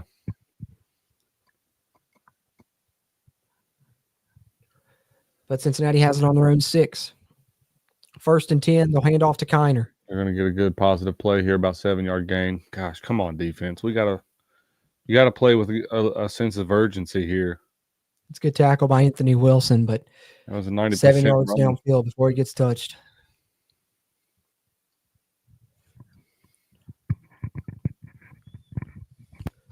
Second and 3. I like the way you think, Drum Wolf. Pick 6. Yeah, we need a turnover here. I'm getting nervous, y'all. Y'all haven't been able to tell by me pacing and moving around over here. Sorbsby hands it off to Kiner again. Stop. All right. Force a third down. Good Job, D. 3rd and 1. Yeah, I know I may look calm and cool and collected, but trust me, on the inside, I swear I am extremely nervous. What do you think, man? If we get the stop here, they got to punt it. I mean, they're not going to go for it this deep with 3 timeouts, are they? If we get a stop here, they've got to punt it. Still 6 minutes, yeah. So it's big, kind of. Because if you get the ball back to your offense and can take that time off the clock, make them use those timeouts. Yeah. 3rd and 1, Kiner, he's got it.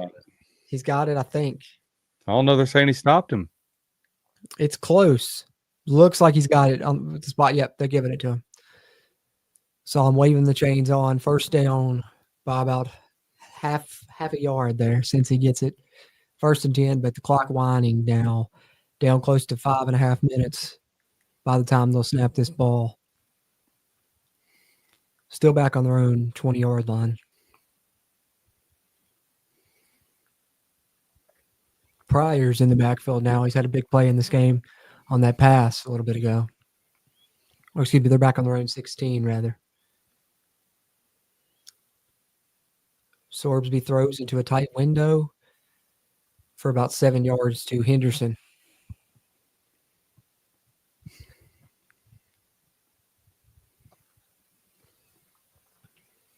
That's the bad thing, man. We don't want anything behind us, but if they dink and dunk us down the field, they're going to eat up most of this clock as well. But I'd say, yeah.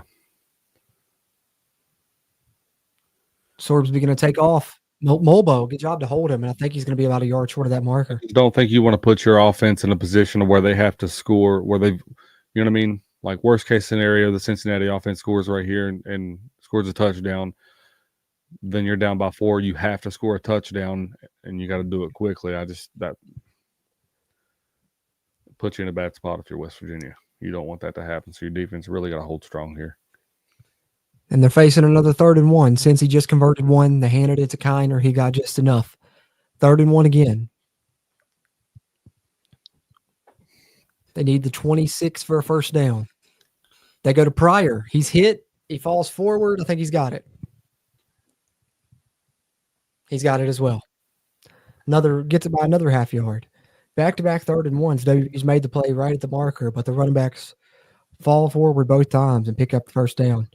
First Kiner, that time it's Pryor. But the clock winds under 4 minutes to go, and Cincy's still back on their own side of the field here at the 26-yard line. Yeah, clock 3:48 and winding.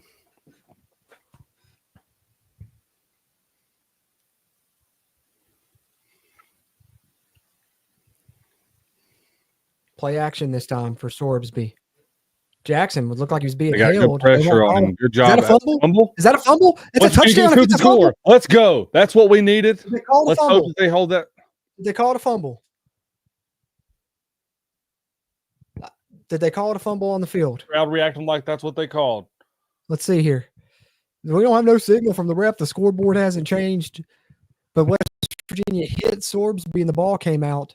Tyron Bradley recovered it for a touchdown. It's going to be interesting to see what you got to know. You got to just know that they're going to. Who is that came in late there? See if his arm was moving forward. Trey Lathan, I believe, came in late and forced that. It's tough to tell right there. No, that's a fumble. It went behind him. That went behind him. Even if his arm was moving forward, the pass went backwards. I think it's a fumble. That's a fumble. That's a scoop and score. Touchdown, West Virginia. That is exactly what we needed. Shout out to Tanner Hess in the comment section. Yes, he called smelling that touchdown or that fumble a few minutes ago. Somebody said pick six. It's close to because shout out Bradley. Either way, that you call it. Either whether his arm was moving forward, it's he threw incomplete. the ball but he threw backwards, so it's a lateral pass. So it's lateral, and if his arm's not moving forward, they knocked it out to fumble. Either way, it's a fumble. It should be a West Virginia touchdown here. Yep. They still don't have any like confirmation. It seems. See what they call here. If they review it, I mean, the pass was clearly backwards. Okay, they're gonna go review it, but that that pass was clearly behind him. From where he threw the ball landed about a yard and a half behind that yard. Let's see. So he throws the ball at about the 16-yard line. It lands at about the 14-yard line. Yeah. Absolutely a lateral pass. West Virginia should get a scoop and score here, no problem. Granted that I believe this is going to hold. 3 turnovers. Is this the most turnovers we forced in a game this season? Oh, yeah, bar none. Yeah. Jeff Kuntz with some aggression. Yeah. First scoop and score that we've had this year. First pick six that we've had in the game this year. All in the game. Official touchdown. Yeah. It's official. Touchdown. 3 turnovers. Good job defense. Good job defense. Jeff Kuntz a little bit more aggressive in the play calling, it seems, and West Virginia's defense seems to have really responded. I'm telling you, they had momentum. You just got to wait and see what kind of plays. Hey, I got to shout out Tim Green. Tim Green, loyal channel member here, 31-21 was his score prediction in the prediction stream. He commented it on our preview podcast as well. Right now, you're right, Tim. Let's see how it holds up for the final 3:30. But what did I say? I said the turnover battle was going to win us this football game. It ended up literally winning us this football game. Hopefully, if we can hold on to this right fingers crossed. But I mean, thus far, the turnovers have been the difference maker in this football game more than once. Each time West Virginia's gotten momentum, it's been because of turnovers, whether it been the pick six or the scoop and score. They got that fumble earlier. That was pretty pivotal in the football game as well. So good point. Can't say enough about this defense today. Yeah, still 3:30 left, Brad. Indeed. Gotta lock it up. Lock it up. Oh yeah, I don't mean to say that it's over. I'm just saying I've been impressed with the defensive performance overall, though. Oh, yeah. Absolutely. Just seems more attacking. Just seems more. I mean, obviously the turnovers. But again, I want to kind of reiterate this point. I've been saying it all year long, and I'm so glad that we finally got rid of the glaring issue, in my opinion, that was Jordan Leslie. I've been saying we have proven playmakers on the defensive side of the ball. We had to have had a schematic issue. I've been saying it all year long. And the one game that we're we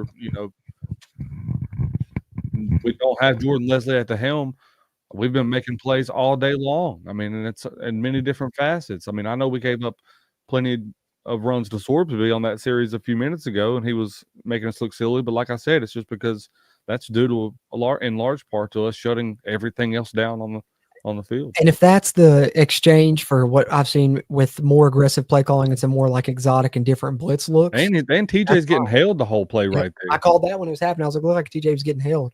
But if you give up a play like that every once in a while where the QB gets loose, and that's in exchange for what we've seen today, which is better, more exotic and different blitz looks and just more aggressive play calling, I'm perfectly fine with that because the end result's a lot better. Yeah, absolutely. So far, Jeff Kuhn's got my vote as DC. Yeah, good performance.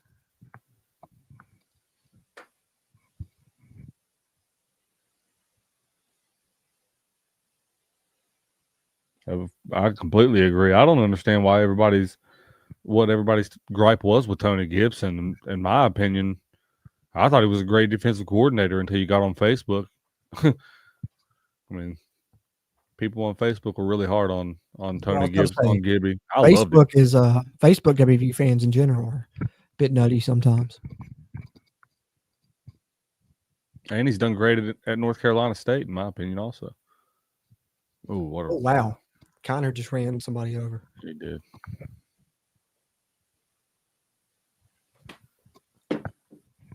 So since he's putting a drive together here, back-to-back good pass plays. That time it's Connor coming out of the backfield and doing a little catch and run.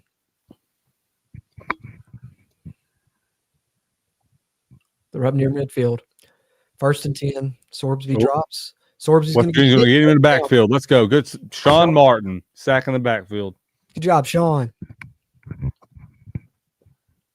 Way to get that sack in the back.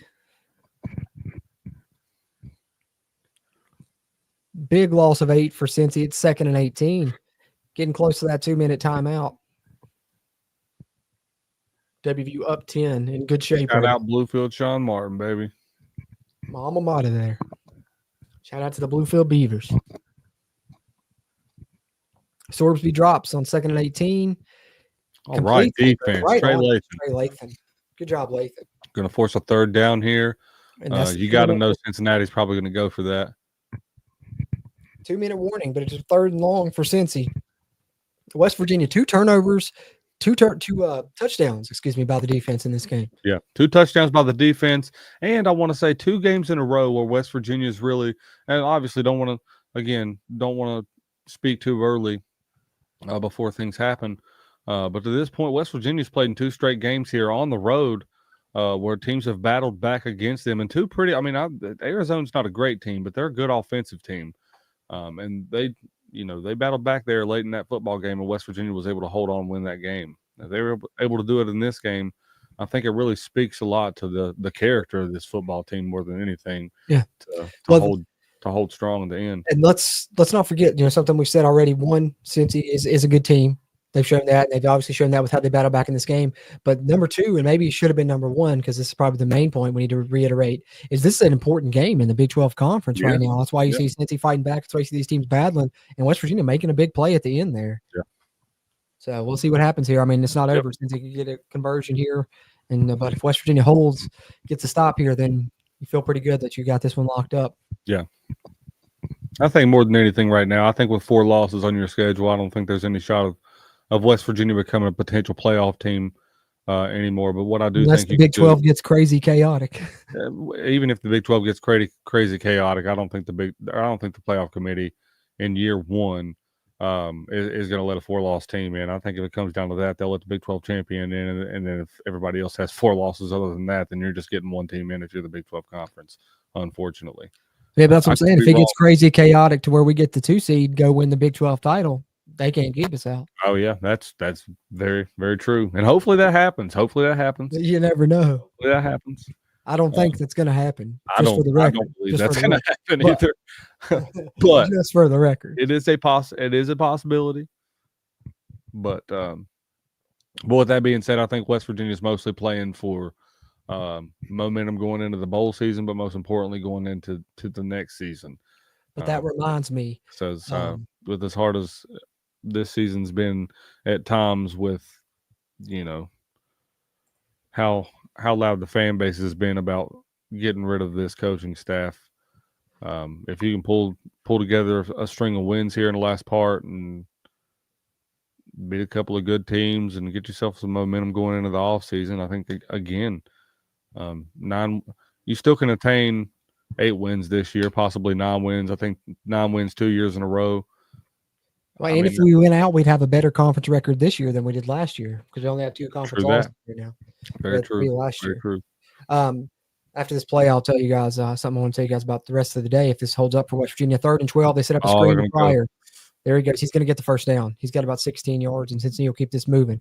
But if the Mountaineers hold on to win this game, WVU fans of interest, if you want to root for West Virginia to get up to those top half of the standings, need to cheer for Kansas at 3:30 to beat Iowa State because we needed them to lose 2 more. Need to cheer for Texas Tech against Colorado because WVU still has to play Texas Tech. Just a couple of things there. Of course, and we need Kansas State to lose again as well, but they're off this week. As Cincy completes another pass there, the clock winds down to about 90 seconds to go, but wanted to mention that in case West Virginia holds on for the win here, which we're hoping to see. Clock 1:30 and winding here. As there are a lot of teams in the Big 12 with 2 conference losses, both WVU and Cincinnati are those. So this is kind of an elimination game of them being a contender, and same goes for Colorado and Texas Tech. And for WVU's purposes, we need Texas Tech to win because then we can beat Texas Tech, whereas we don't play Colorado. So a tiebreaker situation with Colorado would be completely out of our hands. But the 2 teams that were ahead of us in the standings, the most recent update that we play are Cincinnati and Texas Tech. So if we get 1 win here, then we're looking all right. Is that TJ again? Might be Dylan. Might have been. Be cramps. It's only like 50-some degrees there. And Yeah. might still be not 100%.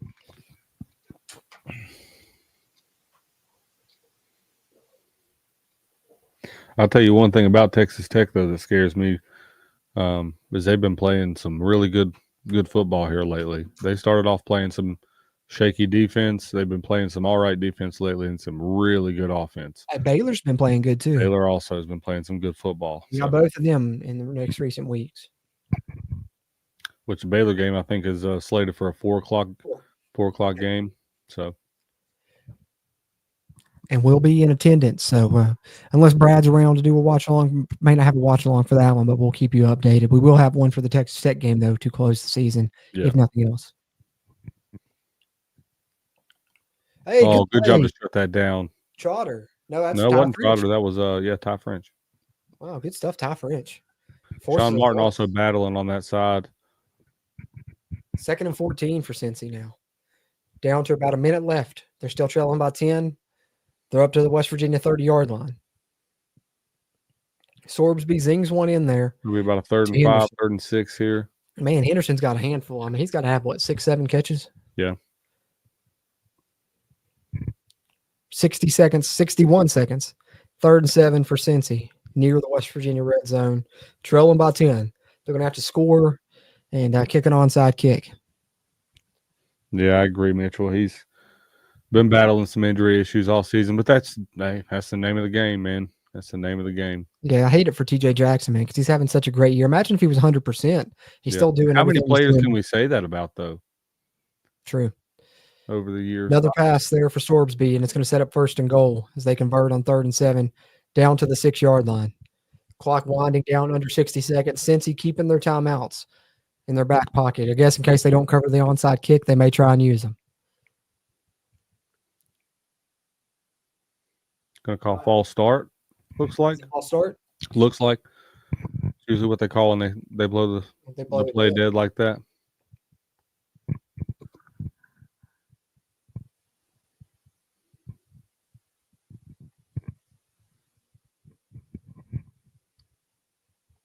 We got 53 seconds to go. It's 1st and goal for Cincy. Yep, false start here against the Bearcats. Going to back them up here. Good. Hopefully that makes them have to earn it in a couple more plays. We can run that clock down. West Virginia 53 seconds away from victory here, leading by 10. And if I'm okay. So that forces Cincinnati also to take a timeout, or that's going to be a 10-second runoff. The 10-second runoff. Another that's positive right. to that. That's right. Under 2 minutes, that penalty. 10-second runoff, but they have to use timeout. So now they're not able to keep those 3 timeouts in their back pocket. So now, if West Virginia recovers the onside kick, if Cincy scores here and goes for it, all the Mountaineers have to do is recover that, and it's game over with Cincinnati not having the 3 timeouts. To answer your question, Matt Dix, I do. I think BYU could beat a lot of teams in the top 10. There's only a handful that I don't know if they could beat. Oregon is one of those teams. I don't think they could beat Oregon. 1st and goal from the 11 for Cincy. They go 5 wide. Sorbsby's throwing to the end zone. It's too far. It's out of bounds. He was open. Bad throw there. 2nd and goal. 48 seconds left in the game. Should be going to 5-4, guys. Should be going to 5-4 and 4-2 in conference if we can hold on for 48 more seconds. Should be.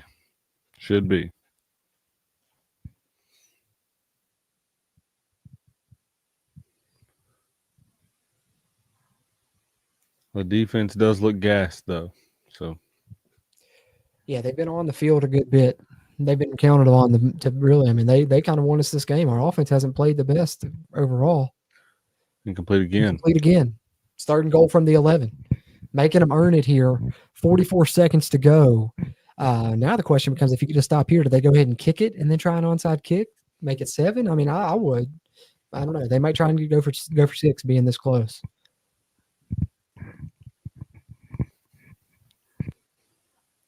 You need a touchdown and a field goal in some combination in 44 seconds if you're Cincy. The odds aren't too high. I think West Virginia getting a game-sealing turnover right here would be poetic justice. That'd be very fitting.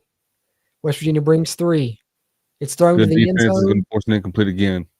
Incompletion. Hollis, good coverage on Henderson. Yep. 4th and goal for Cincy. Let's see what they do here. See if they trot on the kicker, take the points, and kick the onside, or if they try. They are going to trot on the kicker. The offense is running off the field. Yep, they will. They'll take the 3 points, try and make this 31-24, and they'll try and grab an onside kick, and then they'll have to score a touchdown if they're able to do that. But if Cincy hits this, all West Virginia has to do is recover the onside kick, and they're going to win this football game. How about a block field goal? Hey, that'd be poetic. Block it, run it back. May as well have a special team score. You've had defensive scores. You've had big punt returns. He is going to make the field goal. You got to know that Cincinnati's going to go for the onside kick here, so you got to be ready for whatever they try to pull. That hands team ready.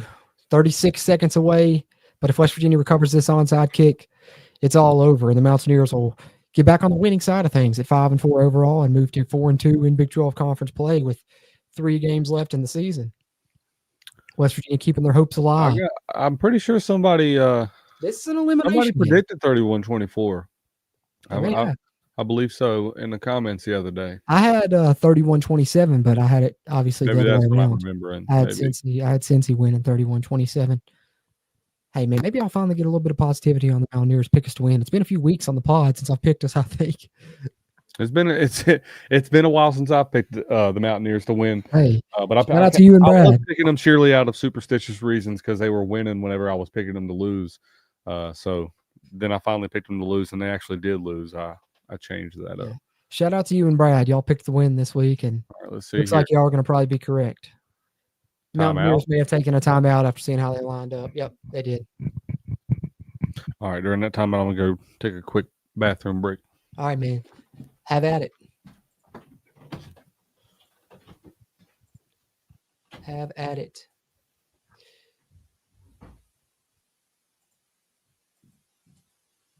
Let's go ahead and do that. Get this banner ready for hopefully a victory.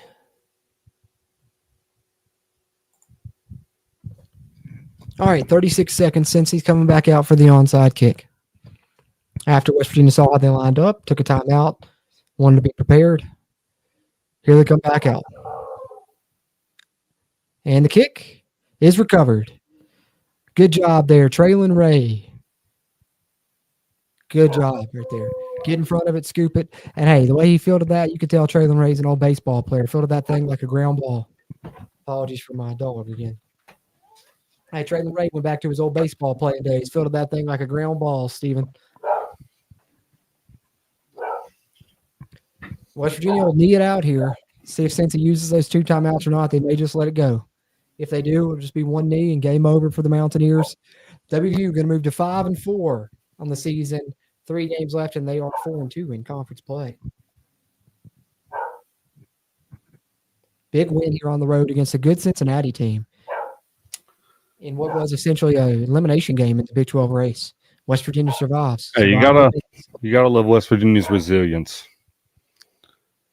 Like I said, 2 games in a row, West Virginia has played against Arizona and Cincinnati now where, you know, you've had them battle back, which you had to expect that, them playing at home, competitive football teams, good offenses. West Virginia's defense is able to hold strong. Made some big plays. Can't say enough about them, guys. Can't say enough about them. Really proud. Yeah. A lot of teams could have rolled over at this point in the season, bought into what the fan base had been saying about them. These guys have just continued to battle. So well, and you know,